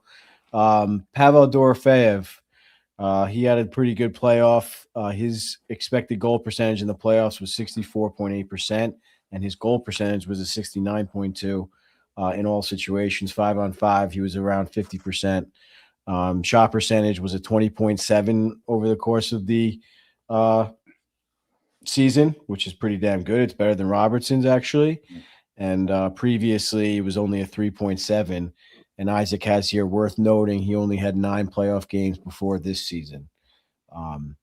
So not a ton of playoff experience, and he still had an outstanding playoff. 22 games played, 12 goals, 4 assists, 16 points overall. And I believe Kevin Weeks was calling him Score-a-Fav. Yeah, I love this player. So, I mean, he's making 1.8, so he's due for a hefty little raise. And I'm not sure of the Vegas Golden Knights cap situation, but he would be someone. I'm not saying the Rangers, but I would say a team should prey on them and just scoop this guy up. Every big goal I see the Knights score, he's there. Whether he's like assisting, making a hit to make a play, giving or scoring just a critical goal, he's always around the big goals. He's always omnipresent. Vegas has like $4 million in cap space. So if you offer sheet him high enough and Vegas can't figure out how to quickly offload any more money, then you can get him. It's just, again, a matter of what you're going to give up. Also, just quickly, the reason why I put shooting percentage on there is only because it tends to like even out. So like if a player has a extremely high shooting percentage one season, but their career average is way lower, odds are it's going to come back down. So like for someone like Brett Howden, he had an unreal playoffs this year, but he was shooting 35%, and that was like 20% above his normal. So like, even though he had an unreal playoffs, I wouldn't bet on him doing it again. That's the reason why I put it in there, just because like it shows repeatability more. Like if you take that and then with what they also had before, you know. Well, I'm looking at that as more of like what I said is like he didn't really have a ton of experience, and then he really stepped it up. But I also see what you're saying. I also see what you're saying too. It could be an anomaly.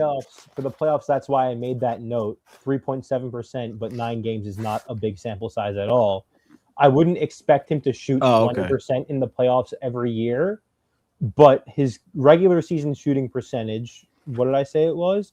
16.1. It was 16.1. So it's not too far off. Maybe the goal scoring comes down a little, but it's not to the point where I'd be like, okay, he's just not going to score in the playoffs, and this year was an outlier. He's still an awesome, awesome player. Right. Yeah. Dorofeyev we're like you talking said- about. Yeah. Yes. But my look at Dorofeyev is once Marner got moved off of his line when Carlson got hurt. I'm not saying he disappeared, but he wasn't as successful. But what I do like about him is the sweat equity. When you see him go to the bench, he's skating so hard and playing so hard, he could hardly breathe. Never saw that out of Panarin, very rarely. So Yeah. to Always me, comes back to Panarin. well, you're comparing. No, I love it. We're talking I love about Jason Robertson and the difference between him and Panarin, and to me, that's what I see, and I see that with this guy too. I see him in the playoffs coming back to the bench, dripping sweat, can't breathe, listening to the coach, learning, talking to his line. I'm watching the behind the scenes stuff, and that's what I'm looking at as a scout. Yeah, And I and like we've that. touched what I on it. see. Yeah, we've touched on it in previous episodes, and that's why I started printing the sweat equity shirts. Is like that's what Sullivan's saying or mantra is. He mentioned it in a few press conferences last season, and that's kind of the route that I think the Rangers are going. I think we got two more, and then we'll definitely get into the Rangers talk. But Adam Fantilli is probably the last one on the graphic here, I believe, which is a big one coming out of Columbus. Previous second overall, right? I believe. 82 games played, 24 goals, 35 assists, 59 points overall for his sophomore season, right? This wasn't his rookie season. And his expected goal percentage in all situations was 58.2. 5-on-5, 52.3, and his shot percentage was 11.2% this year. Obviously, Columbus didn't make the playoffs, which was a little bit of a disappointment for them, and I guess for the league as well. They had a pretty good story heading in. They came up short, but I'm sure they're looking for him to have another breakout year next year. And even for a sophomore year, 59 points is pretty good. So you got to expect Columbus to give him an offer at some point soon. Otherwise, he's another player that teams could swoop in on and just come out of nowhere with a big offer sheet. Antonio, what do you think about Fantilli? Oh, I think he'd be a great offer sheet candidate for any team that's got the cap space to do it. He was making $3.1 million. So I would, if I were a GM and I really wanted to kind of build a team up from the skeleton, from the bare bones, I would swoop in and offer him something north of like 8 to 9. I know it'd be like a temporary overpay for an eventual underpay, and just see if the Blue Jackets can match it. He's a great, great player, and you can put him in any situation. I agree with you, Antonio, because what did they give Keandre? Let's see. What did 8 something, wasn't it? Yeah. So to me, this kid's definitely worth it. He's definitely an impact player. If you can get him for that number, I think he would fit in nicely. It would just be the first round picks you'd have to give up, because they're definitely not going to trade him. So the only way to get him is to steal him. So how many first round picks for that 8 to 9 million? Did we say 2? I don't know. What is that? What did Chris just say in the chat? He said something about not having the second pick. Who, Columbus or the Rangers? I don't know what that means, Chris. If you could write back there. What was your question, Coach? How many do you have to give up? Isaac, you got that, or someone in the backstage? Yeah. So, but between 7.1 and 9.5 is a first round pick, a second round pick, and a third round pick. So it's just a matter of like, would the Rangers, if you want the Rangers to go after him, would the Rangers have all those necessary picks? Because it's not, do you have a pick in that round? It has to be your own. Yeah. People, that's a misconception. Like, oh, well, we traded for the Star second round pick, or it's got to be your pick, your original pick. Keandre got 7.5 from Carolina. What's the reason for that? Does anyone have like a logical explanation or a guess? Why does it have to be your pick? Probably because if you're the team offer sheeting them, like they don't want it to probably be like you'll trade, I don't know, some random middle six guy for like Oh, a very late pick. Like they You want could do it like right. You could do it right before you do the offer sheet or something. Yeah, and Yeah. GMs also, I think, tend to value their own team's assets more than the ones they get from other teams in terms of like draft picks. Like I think, obviously, I'm saying that when you don't know where the picks will wind up, like I think a team would be more hesitant to trade one of their own. So I think it's like just really trying to get GMs to like think their way through it, and like offer sheets are very rare. Obviously you had the ones with Edmonton before, but the last successful offer sheet before Edmonton, I believe the last one that was signed was when Montreal tried to sign Sebastian Aho and Carolina wound up matching it. Yeah. So it's not I can't believe what these GMs have to deal with. Talk about a different era. Could you imagine Mike Keenan in the 90s dealing with this shit? with offer sheets and the salary cap? Well, we tried it with Joe Sakic. Figuring out draft picks. I can't give him my draft pick. I give him your draft. Come on. You need like a 20-man staff to figure all this shit out. I'm not sure what it was when the Rangers last did it with Joe Sakic, but I saw the documentary where the Rangers almost did get Sakic, and the only way they were able to actually afford him, the Avalanche, is because of freaking Harrison Ford and Air Force One, the movie. They literally couldn't match it. The Neil Smith, Neil Smith was trying to swoop in there and get him, and they're like, we don't have the money. And the opening weekend and like a few weekends beyond, I'm pretty sure this is the story. Air Force One was how the Rangers didn't get Joe Sakic. Yes, you're 100% right. Why that movie? Because that was the Avalanche, owner. had stake. Almost own a movie company. I'm not know the exact story, but it was almost a direct correlation. Wow. They were like, it made this much this weekend. Call him, match it. Boom. That's why it took them a couple of days, because they didn't match right away with Joe Sakic.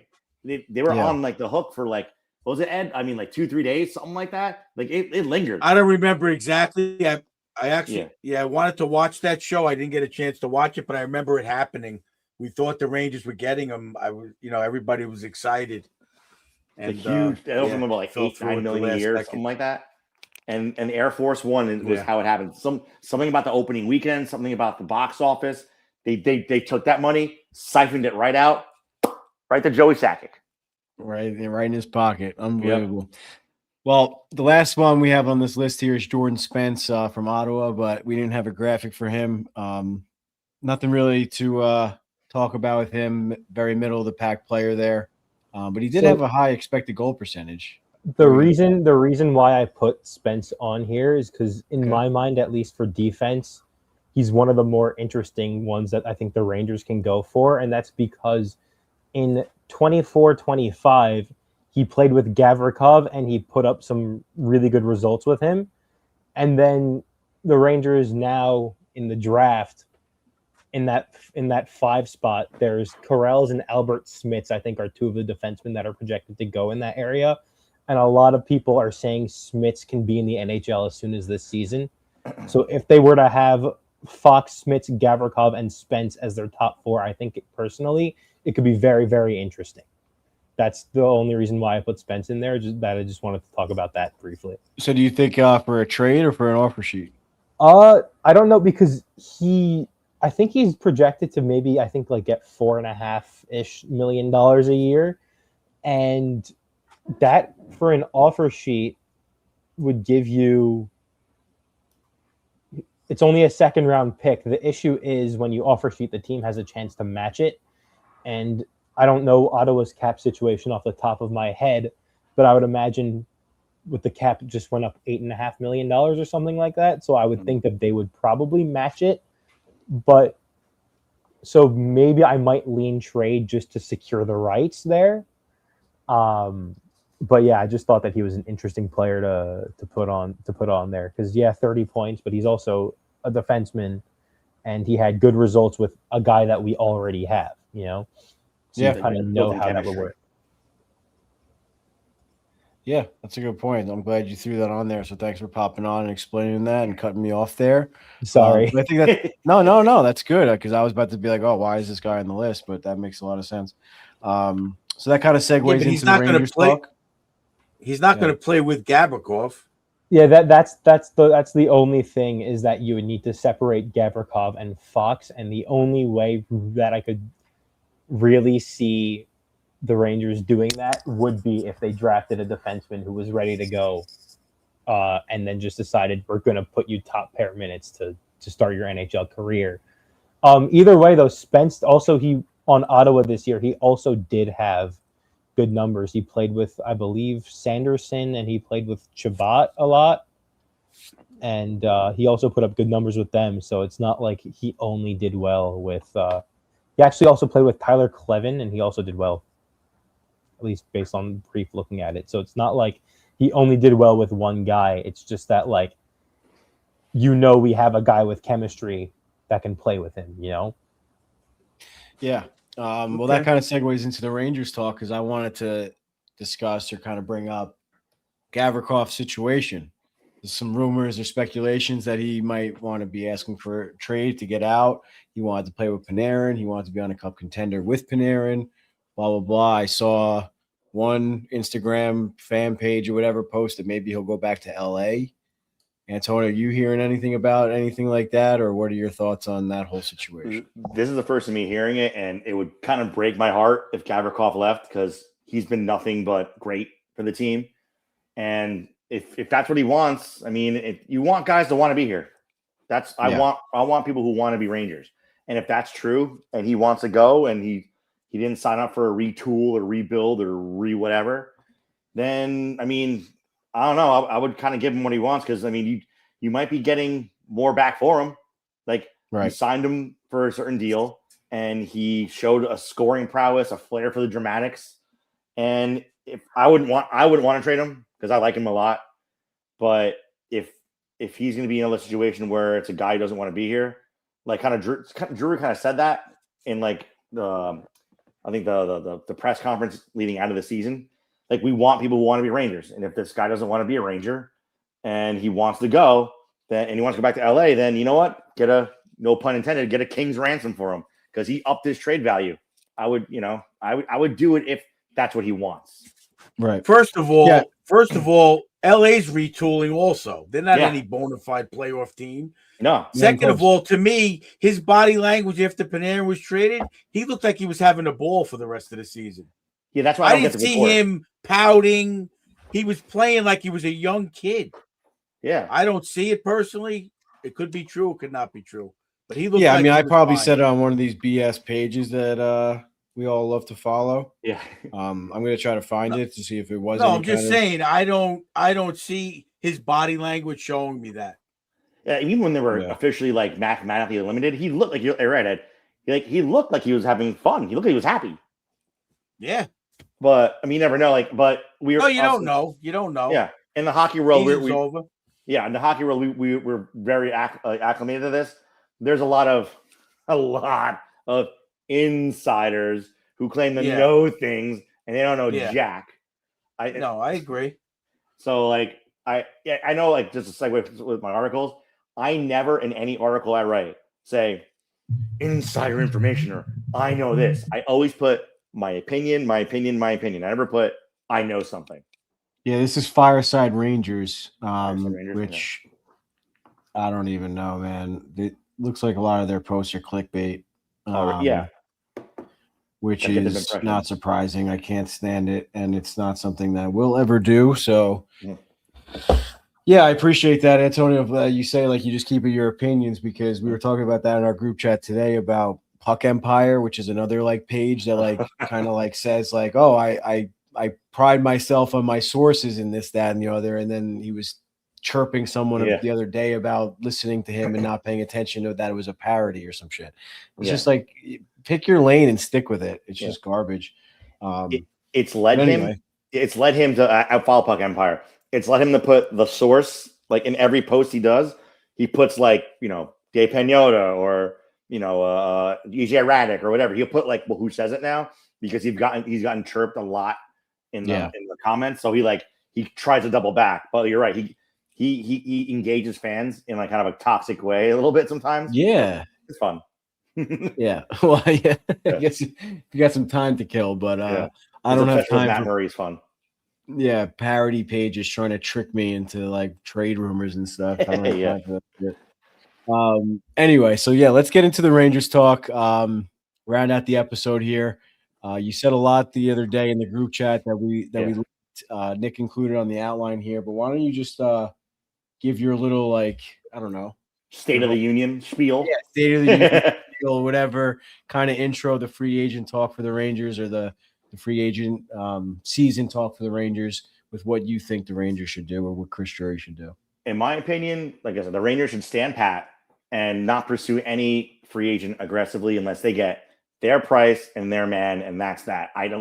It's like you said earlier in the episode, this free agent class, it's mediocre. You look at it up and down, you're like, meh, nothing moves the needle. And like you said, the cap's going up, and these guys are greatly placed to get more years and more money than they deserve. And NHL GMs, they love to spend the money. They love to justify their jobs. So I don't think the class is that great. I think the Rangers should just focus, like Ed said, on the young studs they got. They showed their stuff between Laffy, Gabe, Cooley, Laba, Hemelash, even Adam Sikora, and the awesome steal of a trade for Cartier that Drury made. Like, these are the guys you should focus on. And then you got, Drew Fortescue, who looked pretty good. And when you're going up and down the lineup, who's the next guys who are going to go in? Nathan Aspinall and Jacob Battaglia. They're both teammates with the Flint Firebirds. They're killing it. They look great together. Like, what's wrong with like pairing them like on a bottom pair? Just see what they've got. And then Liam Greentree, he was going viral like every other week with his great playoff performances with the who was he playing with the OHL team? He was going viral all the time. Like, and he's a big dude. Like, what's wrong with just growing from within? The quick fixes, we've learned it doesn't work, especially with the Rangers. The fast forwarding of the retooling of competing for the cup again, it just doesn't work. Build up your assets, and then eventually, you're gonna get to a point where what you've got. I think they should just stand pat, then let the draft kind of figure itself out. You got the 5th overall pick, and then you have the Dallas Stars first round pick, which is I think the 26th pick, and you're gonna get 2 good studs. Like I see all these rumors with like the Rangers wanting to trade up or trade back. Like, you're in the 5th overall pick. You're in a great spot to steal someone because we know that the Leafs are going to get McKenna. Like, they told McKenna already they're going to draft him. Then the Sharks, like, they want a defenseman. Maybe they'll get Chase Reed. Maybe they'll trade out of it. Then there's Stenberg, who's going to, probably fall not past the Blackhawks at 4. And then the Canucks have the 3rd overall pick. Are they going to draft the Manny Malhotra's son, Caleb? Possibly. And then that leaves so many great prospects for the Rangers just to pick at, like Bearhoff or Carls or Smiths. Like, someone great is just going to fall to the Rangers at 5. Like, I put it in my article. It's like that scene in Forgetting Sarah Marshall where Paul Rudd is kind of training Jason Segel to surf. And we tries to pop up. He goes, do less. Like, that's what Drury should do. Just do less. Let all of these GMs just eat each other.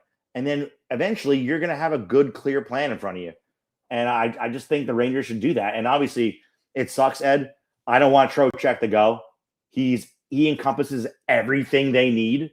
But with him hiring Brisson today, the agent, that means he wants something to happen. And Brisson apparently is a big heavy hitter in the league when it comes to being an agent. So something's going to happen with him. And he wants Brisson to kind of send it home. So in my opinion, like, that's what the Rangers should do. Just stand pat. Like value what you got. Before we get into that, before we get Coach Ed's opinion, I know he's chomping at the bit. We're going to play the Bella commercial because I think we all need a quick break, and then we'll be right back. Hey everybody, Coach Ed here. I'm over here in the shop at Bella Italia, Marble Granite Quartz. Picking up my order for a nice little bathroom I'm doing. I've been a contractor almost as long as I'm a hockey coach. So listen to me when I tell you, when you want the quality work and craftsmanship, I'm going to see the boys over at Bella. They serve all 5 boroughs, Westchester, Long Island, all the way out to Montauk. Whether you're a Ranger fan, Islander fan, Devils fan, they're going to take care of you no matter what. Make sure you give them a call, 516-561-1018.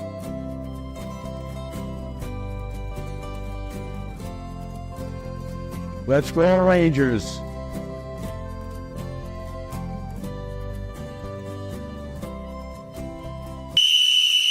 All right, boys, bring it in.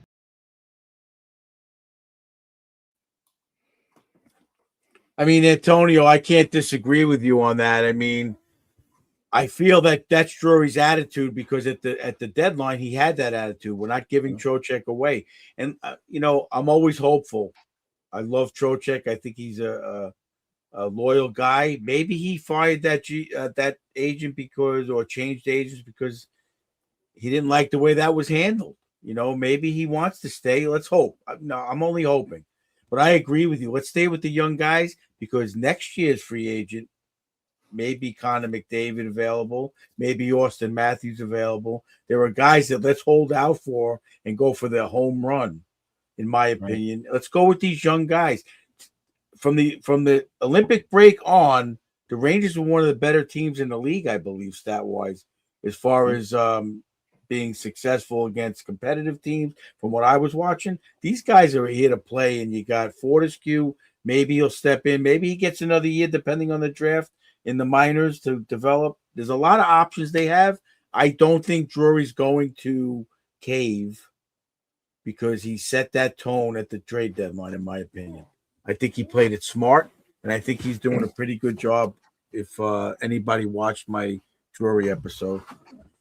No, I completely agree. It's stand pat, like you said. I think the end game is McDavid. I think the Oilers get one more year of him, and then build up. It's like I said, keep the young guys, keep your draft capital, and make the run for him in the following season. McDavid's leaving. I have almost no doubt in my mind. The frustration in this man's face with the New York Jets level kind of management the Edmonton Oilers have. It's a mess. Even when they can't even get a coach correctly. They want to get the most toxic coach available out there. When there's so many great coaches out there, like you don't need to retread. Not to mention, they just gave Knobloch an extension and then fired him like the next day. Like he has 4 years. His extension kicks in 4 years now. You're paying the guy to do nothing. That's wild. I think he's gone. I think you bring him back to Coach Hartford. Yeah, right. Yeah, but exactly. Then the Rangers go on that run when Knobloch was their coach. Well, I think Gallant was sick or something. Sick, yeah. He filled in for Quinn a couple of times during COVID, and he won 2 games. Or Quinn, that's what it was. Quinn, yeah, whatever it was. Yeah. He didn't go on a run really, but he was successful in Hartford for 2 years for sure. I think they might have won a championship. But again, let Drury. I think he's quietly doing a pretty good job, and I don't think he's going to give it away. It's going to be like you said before. The move has to be for the Rangers' advantage. He's not giving it away to sign a guy. Yeah, he's not just making a move. I'm happy about that, and I'm keeping my fingers crossed with Trocheck because I don't think they're that far off. I said it. I don't think they're that far off. It's going to depend on how Laffy comes back. It's going to depend on a few factors, of course, but I don't think they're that far off. They have the goalie. They have a strong D-core. It's 1 or 2 moves to being a playoff team. Yeah. That's you look around the league, my biggest thing is to agree with Antonio is just staying pat and trusting these young guys. I said it, I think when the Rangers lost like the opening game of the season to Utah, or it might have been the second game when we were there. It's like this team is so exciting to watch. They're all young kids. They're all kids that are just happy to be in the NHL, and they're successful. Like the league is taking that direction where, yes, you need a good mix of veterans and young kids to win the Stanley Cup. But to make the playoffs and to make a splash, you really just need that desire and that dog in you, like the kids are saying these days, is that dog. And that's what the Rangers have with Sikora and Chris Pronger said it today on the radio, and that's how Carolina got it done. they're not like these old other teams like Vegas were all huge guys on the blue line or even up front that won the cup, or Colorado or these other teams that are just like overbearing size wise and like just outmuscle you. They had like a bunch of mix of young guys or smaller guys and bigger guys and like older guys and younger guys. It was just like the perfect mix. And to Coach Ed's point is like stick with this for a little while. It may or may not work next year, but maybe take a swing, hit a single, hit a double, but then take that home run swing next offseason when the free agent class is really big or really good. And like once again, like Coach Ed said, it's like this team's not far off. They could very easily sneak into the playoffs and make the playoffs next year with the current roster. And that's without Drury doing anything with the $27 million in cap space. I mean, I was very impressed. This might be optimistic Rangers fans on the pod right now, but we usually tell it like it is. We liked what we saw. And like Coach Ed said, they played a lot of teams that were playoff teams towards the end of the season. Or fighting for the playoffs. Right, or fighting for the playoffs. And they played really well. So it's not like these teams that are like, whatever, Florida, but they were sitting guys. This guy was hurt. These were teams that were fighting or battling for a playoff spot, playing their best hockey or what should have been their best hockey. And the Rangers were doing well. They may have not won every game, but they were keeping it competitive. I totally agree. Like, and there was just that excitement. Like, we're used to watching Rangers games where like there's just this like dull, monotone way of going about their business. Even when they win. I said it before, they don't even celebrate goals sometimes. Yeah. You know, like Mika's like the biggest. He's just like a humble guy in general. He's not going to go crazy. He does celebrate goals when it matters, but he's just one of those guys where it's business. Adam Sikora scores a goal. He's jumping on the bench. He's diving head first on the ice and shit. It's just like going to the boards. Fun. Yeah. Like, and that's an intangible that you can't quantify. And I just think that the Rangers need more of that. And when you have more of that, then it's kind of infectious. It goes right up and down the lineup. Like Ed was saying, like the youthful energy of Sikora and Yamalash and Cooley and Lava, like, and even Perreault. Like, there's also something to be said about guys who want to get their bag. Like, that's the other thing. When you have a bunch of guys who kind of made their millions and gotten their big deals already, that's, you know, the desire might not be there. When you have a team of a bunch of hungry guys who want to freaking win, and not just win, but make their money, there's something to be said about that. Like, well, these guys want to make an impression, and they're like, hey, listen, we're going to make an impression, and we're either going to be on the Rangers when we get our first big deal, or we're not. But either way, we're going to make an impression. And that's something that can be quantified as well. Yeah. Dylan Guerrero I agree with you 100%. I agree with you 100%. But those young guys, the Hemlosh and them, they almost look like they'll play for $1 million for the next 10 years. They just want to be there.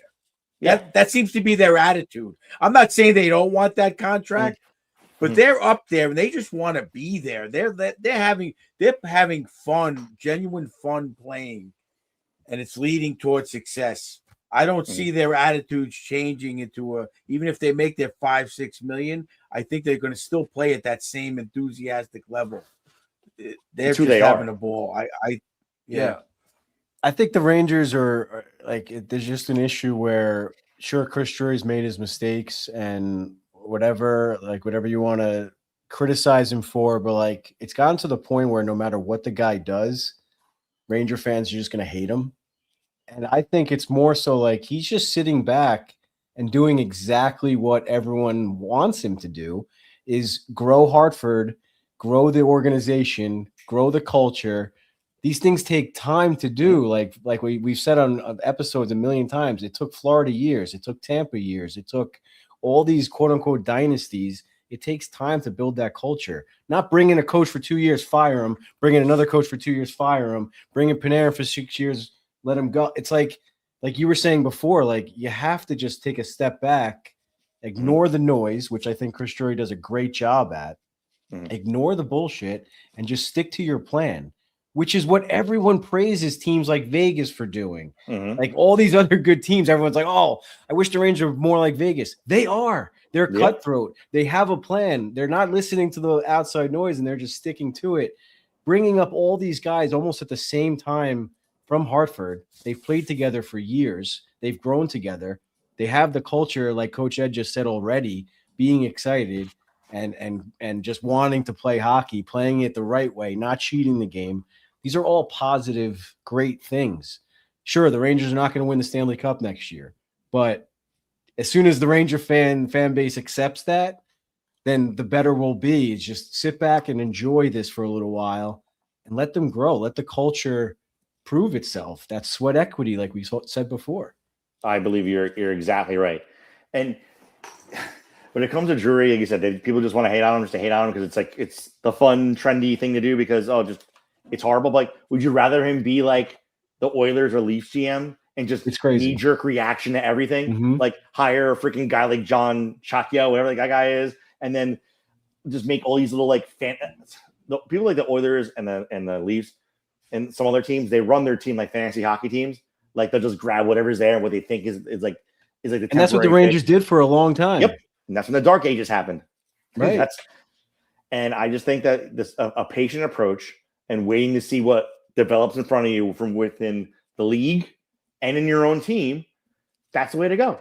I mean, you got 3 dogs with Aspinall, Battaglia, and Greentree ready just to jump right in. You don't know what they're going to be, but like Ed said, like they look like absolute animals. Like when you see like their highlights, they have that energy, they have that fire. So you'd like them to bring that, even if they don't even make the team, whatever. Maybe they don't make the team, but it brings competition to training camp. Yep, that's exactly that, and that matters, in my opinion. I'm excited to watch these kids play next year. It's going to be entertaining. I love it. Yeah. And I don't understand. Like, Ranger fans will never buy into a retool rebuild. I think it's complete bullshit.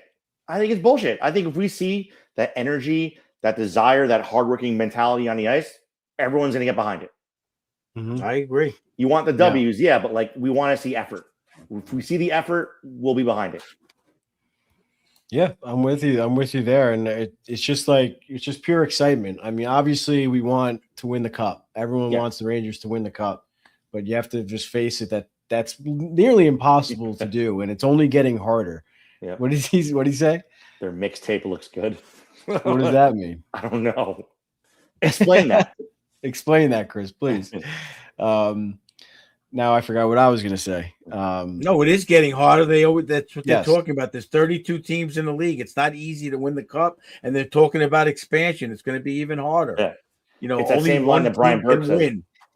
It's that same line that Brian Burke says every year. He's like, last time he checked, they're only awarding 1 cup a year. Like, right. There's 31 other teams who are pissed. Like, the Knights are extremely angry, and they had a great year. Like, you just have to build towards a sustainable winner.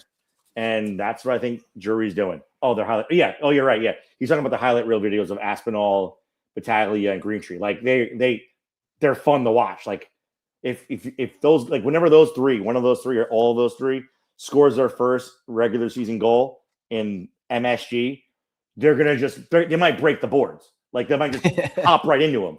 Like Kreider used to do that. But these guys will probably do it every single time they score a goal. They're really exciting young players. And that's not even counting the 2 studs we're going to get in 2 weeks. Like we might get Verhoff or Karls or Rudolph, or maybe for some reason someone else falls to us. But we're going to get a stud defenseman no matter what. They're going to be like 17 or 18, and you're going to have the patience to bring them in. But in 2 weeks, we're going to get 2 more bigger studs who are going to go right in this lineup in a couple of years. Or be trade capital to get the big guy, to get the one, to get McJesus. The chosen one. The chosen one. Yeah.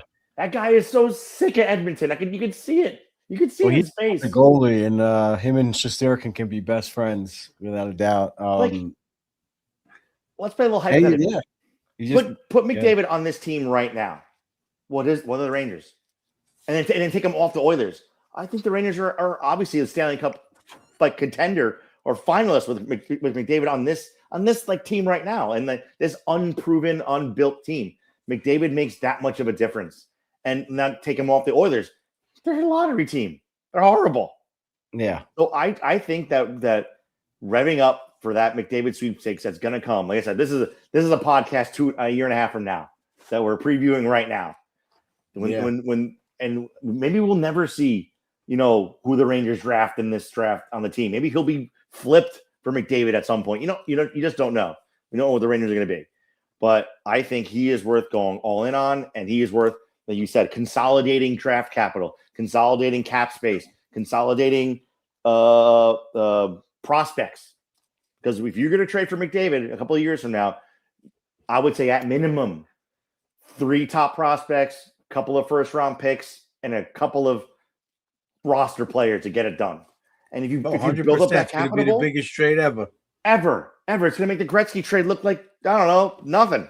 At least we'll have to give him money, Peter Pocklington or whatever. But I think if you rev up for that and you build up enough equity to make that trade for McDavid and not have it destroy your organization, then it's worth it. You know, like if you build up your cupboard of prospects and draft picks, and you make your AHL and your all the other teams that your prospects will be on, if you make it that much, like that big of a cupboard, then and you unload it and it doesn't hurt your team, then you're good to go. And then just pay him his $20 million over the next 8 years.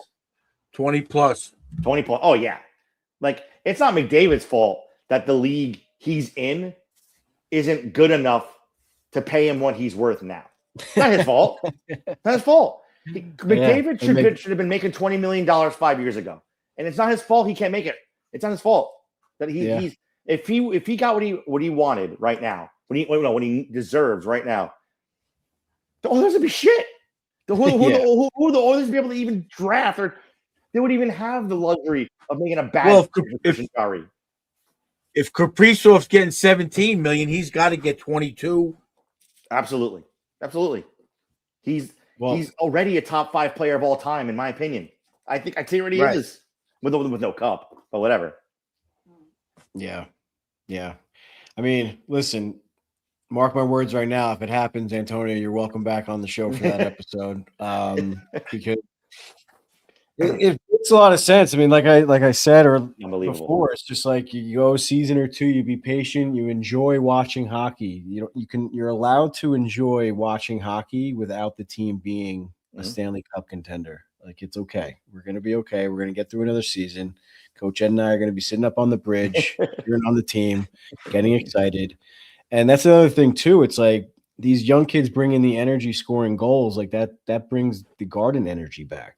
Like I feel like the Garden energy, like you were just saying, just like the team has just kind of plateaued with the young kids scoring goals, with like giving us a reason to cheer again. I think that'll be exciting. If the players play excited, that's when the fans get excited. I used to say like we should just cheer no matter what, but I continue to lose that argument. But that's just how Ranger fans are. That's how the Garden is. You have to have a reason to cheer, and I think these kids do a good job giving us a reason to cheer, with win or lose. You know what I'm saying? Like they bring the energy, win or lose. So that's just another good thing. And like I said, it's okay to cheer for your team when they're not a Stanley Cup contender. So good stuff. I think we're all in agreement that the Rangers should pretty much stand pat unless they're able to offer Jason Robertson, apparently. This guy wants. That's what Coach Ed wants over there for sure. I wouldn't mind it without a doubt. But like you said, with those first-round picks and stuff, that's what the Oilers are going to want. So you can't give those up. You kind of got to make that decision now. What were you going to say, Coach? Well, maybe you could trade Jason Robinson for McDavid. He's part of the trade. There you go. Well, I have a feeling Jason Robertson's going to sign a stupid no-move clause. Are you allowed to sign a no-move clause as an RFA? I think so, right? Yeah. Oh, yeah. You always. Yeah. That's what's in vogue right now. That's why. I mean, it's why we still have Mika. Yeah, that's what. I forget who was saying. I got to write these things down when I quote the radio. Someone was saying that the GMs just got to get together and just have a joint. Like we're not giving these out anymore. Mm-hmm. You got to fight back a little bit. Take the reins away from the players again, because now you're seeing with Dylan Larkin. There's rumors about Hellebuck asking for a trade. Mm-hmm. Seems like Team USA guys have some balls all of a sudden after winning that gold medal. Well, there was a rumor that they got together. Where they go. Yeah. And like they kind of like all amongst themselves like got chummy and said, "Hey, this is our league. Let's take the power back," or whatever the hell. That's a perfect opportunity to do it when you're all in another country with NHL executives not anywhere in sight. No tampering. Yeah, no tampering. But Yeah. the players can do it, I guess. Yeah. But hey, Team USA coach is in New York right now, so I'll take it if they want to come over here. Dylan Larkin wouldn't be a bad one either, but I think you're gonna have to give up a lot to get him that you don't want to give up. And I don't know. Interesting. And my last point about the Trocheck thing is I wanted to say before, I'm with you, Coach. Maybe he fired his agent because his agent was pushing him to make a decision to get traded, and he didn't like that. You know, you never know why these guys fire their agents. And I don't know how much an agent has to do with trades. Do they like help the GM facilitate it? I mean, what does that have to do with I think they have everything to do with it. I think when it comes to in terms of when they get traded, obviously the agent is the one that kind of pokes around the league, gauging interest other than the GM. And then they'll say, okay, well, would you sign an extension here? Would you want to be here? They're basically, their liaison in every way, shape, or form. And maybe Trocheck, didn't like the way his previous agent handled that back in March or April. Maybe he was the one who leaked it. Oh, yeah. Yeah. And that's the thing. Maybe he found that out yesterday before. I mean, again, my eye test with Trocheck and his character and how he's a team player, I'm leaning towards he got rid of his agent because he didn't do the right thing. Oh, yeah. And Brisson's is part of CIA. I'm saying, that's a big deal. Yeah, something happened there, obviously, where he wasn't happy in the way it was handled. And maybe I'm hoping it's because he wants to stay. Yeah. We'll see. Fingers crossed. Yeah. Fingers crossed. Otherwise, trade him and then offer Sheep Fantilli. Whatever. All right. I think that was a pretty good free agent preview. You got our predictions. You got our thoughts. Time to bring back the producers to end the episode with a little fun segment we've been doing, a little blind rankings, another themed episode one. We're going to do the Rangers all-time free agent signings, and we're going to blindly rank them 1 through 5. So Nick, Dom, and Isaac have been doing a great job surprising us. If you want to go back or if you follow us on socials, Dom's been doing a good job putting together the recap clips of our blind rankings. But we did jerseys last week. We've done first-round draft picks. We did playoff coaches. We did ex-Rangers that are currently in the playoffs. So we're having a good run. Let's see what we could do tonight with the free agent signings. I think all of our lists have been pretty good. So let's keep it going, boys. What do you got for us? All right, I'm going to start you guys off.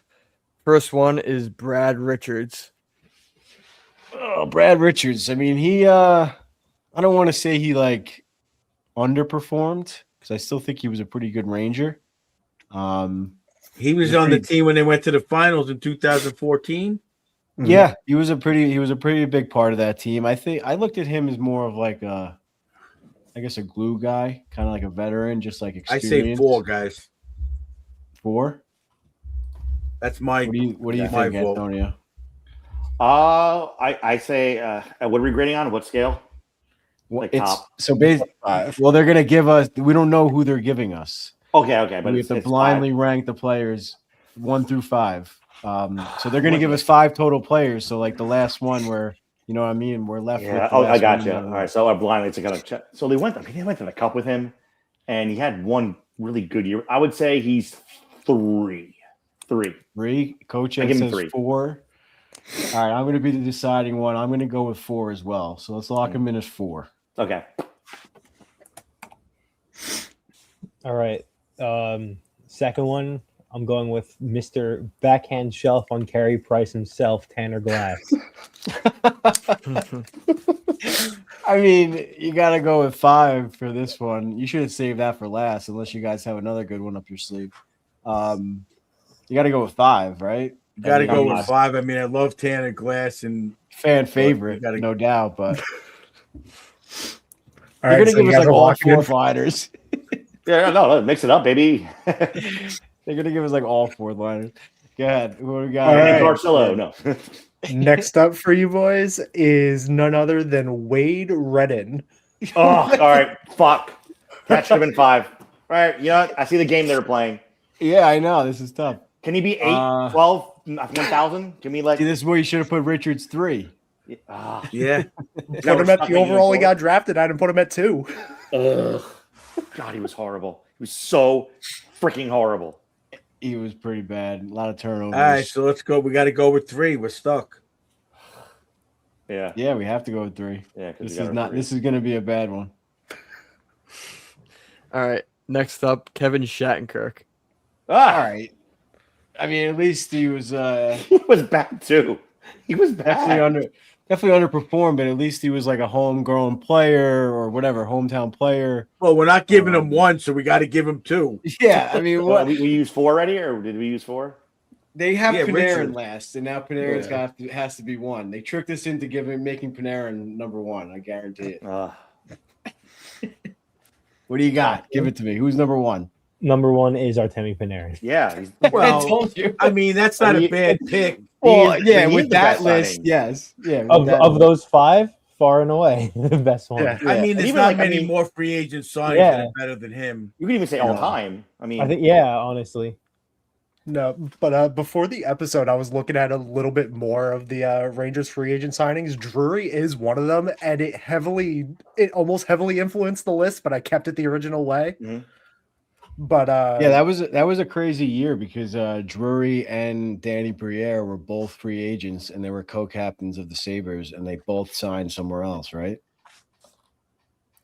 Briere I'm pretty sure. So. Yeah, I'm pretty sure they were both free agents the same year, and they both left, and they were co-captains of the Sabres. And who else do we?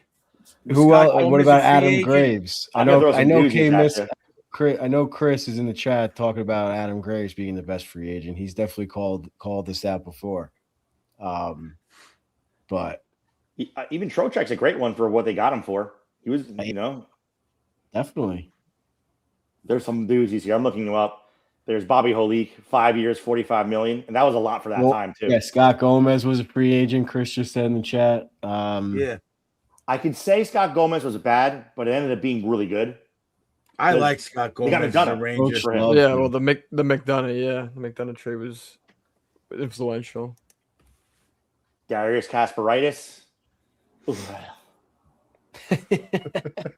Oh God. Well, you got to put Adam Graves because of the cup. I feel like 50 goals. Oh yeah. He ended up being captain for a little bit too. I just found a picture of him wearing the C. Forgot about that. Yeah.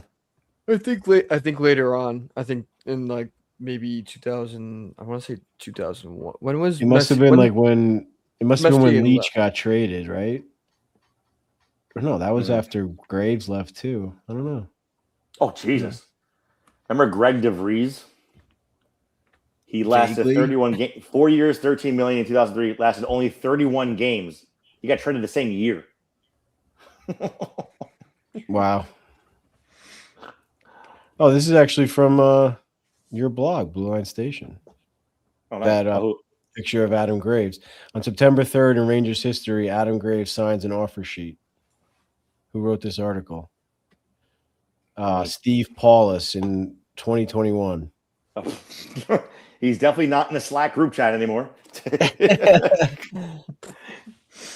Wow, that's crazy. What was the offer sheet for Graves? As a result, the Rangers inking Graves to a 5-year, $2.44 million contract was an under-the-radar signing that barely made headlines.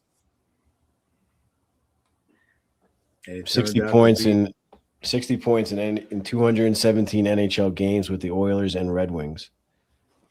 Oof. Wow. Gravy. Interesting. Well, there you go. All right, boys. We got duped. Sorry, guys. Did you have anything you wanted to ask Antonio, or what are your thoughts on like the free agents in general? And what do you think the Rangers should do before we sign off here? Nick, why don't you go first? You were about to say something. I'm pretty much in agreement with you guys that they should just stand pat and kind of wait to see what happens. If you feel like the team needs a change at some point during the year, I feel like you would wait until during the year to do it. I wouldn't try to make any type of moves or reactions to anything from this past season during the offseason. Like you guys had mentioned, you're seeing it with the young guys. This team is going to start gelling a bit more. Antonio said it. We're getting 2 more studs in a couple weeks with the draft. So I think we should just kind of stand pat. And if something that is too good to pass up comes across Drury's desk, then absolutely go for it. But I wouldn't go out. I don't want Chris Drury to be Chris Drury this offseason. Or just any Rangers GM in general, like we said before, like just don't make that like snap of the head move or whatever the shiny new toy is or out there. I mean, that which could be like a Jason Robertson, like don't make that spur of the moment decision and stack the cupboard like Antonio was saying. And yeah, I mean, Matthews and McDavid are both coming up. It's kind of the writing's kind of on the wall with that one. Isaac, what are your thoughts? Yeah, I also think pretty much stand pat. What would honestly be even better than standing pat is to take on like a bad 1-year contract that that a team has left, like a Brendan Gallagher comes to mind or something like that, to be able to get some draft capital along with that. Because I mean, yeah, it's a smarter thing to do than just to spend money on a guy whose contract isn't going to age well, Right. But either that or pretty much stand pat, Yeah, for sure. Dom? Yeah, I mean, I was going to ask if you had any goalies that were on your radar to sign as a backup since Quick is not going to be there, or if you thought – I asked Johnny Lazis a few weeks ago, or if you think that Garand is your backup. Well, what was that rumor? What were you saying, Isaac, in our group chat that you said they're just refusing to give Garand a chance? Was that you or is that somebody else? Yeah. No, because apparently there was a deal, but with that, I don't know how reliable the report is. It's probably not reliable at all. But someone said the holdup in sending Trocheck back to Carolina is that the Rangers wanted Pyotr Krejcikov, and Carolina didn't want to give him up. That's now they're definitely giving him up. I find that very hard to believe. I also find that very weird. Yeah, but they don't need goalies. I mean, yeah, exactly. Yeah, and I feel like they wouldn't have played him as much this year either.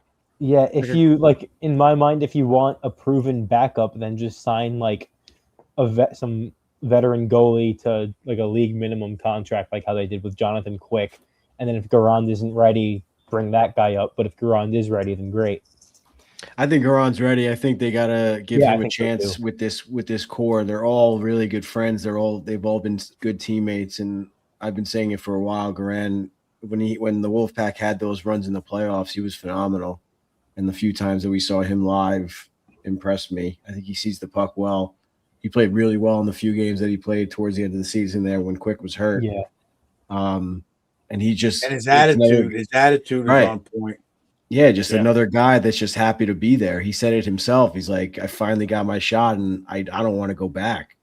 So he looked good. I think that alone right there, just saying that, like, I don't want to go back. Like, he's going to do anything to stay in the NHL, Oh, yeah.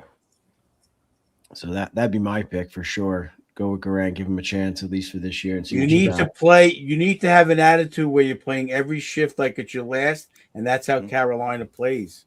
That's how Florida plays. They're their coach. Successful. You gotta play like that. The guys they have now have that attitude. These young guys. They're all rod the bod. Yeah. God, when you gotta play every shift like it's your last, like you don't want to go back. He made me feel so insecure about myself. Guy's a freaking chiseled out of just stone. At 60 or 56. Old. Yeah. No, he's like 55, 56. I think. Yeah. Crazy. I'd say yes, he was. Look it up. Make me feel worse. Yeah, my own. 55. Well, boys, got to do yoga like Little Ed over here. I'm not in Rod the Bod shape, but maybe in 10 years I'll be there. Well, 20 years I'll be there. 20 more years of hot yoga. Oh, God. I think he does more than hot yoga. That's for sure. He's lifting them cinder blocks. Yeah, there you go. Maybe I'll just start doing that. Lunges. Anyway, great episode, boys. I hope I'm not forgetting anything. Nick, great job on the outline, keeping me in line there. Isaac, great job with the stats. Dom, as always, I'm sure you're going to come up with some great clips from this episode. A lot of funny times as always, and good informative stuff too. So we'll keep a good mix of clips this week. Thank you all for watching. Yeah, thank you for joining us, Antonio. Once again, guys, check out BlueLine Station blog, Antonio's articles. Follow us on Instagram. Follow him on Instagram, and definitely check out his articles. We'll post a link, like I said, in the YouTube comments or the description and the Buzzsprout description for you guys. And yeah, good job, guys, all around. Very good stuff. Looking forward to the free agent season. Looking forward to the draft next week. Or in 2 weeks, I'm sorry. Looking forward to our draft preview episode next week. Looking forward to scheduling something with EJ Raddick in the next week for you guys. As of now, next week episode's not going to be live, but that may change. So stay tuned for that. Like I said, follow us on socials. That's the best way to keep in touch with us and see what we're doing. Other than that, thanks for sticking with us, fans. Another long episode for the off season, but everyone stuck with us pretty much for the full time, it looks like. Thanks again to the producers, and thanks again to Antonio. And as always, Coach Ed, bringing us the entertainment and the good stuff. Love you guys. Keep up the good work. Yeah, love you guys. Let's go Rangers. Positive. It's going to be positive this year. For sure. Antonio, any closing thoughts? Nothing other than that. Just let's go Rangers, and let's do the goddamn thing. Boys, I appreciate it. I appreciate you guys bringing me on. And this is really cool. For sure. Boys, anything? Thank you. No, just let's go Rangers Ed. Yeah. Love you guys. Always remember, Andrew, trust. All right. Hot yoga for the win. Trust.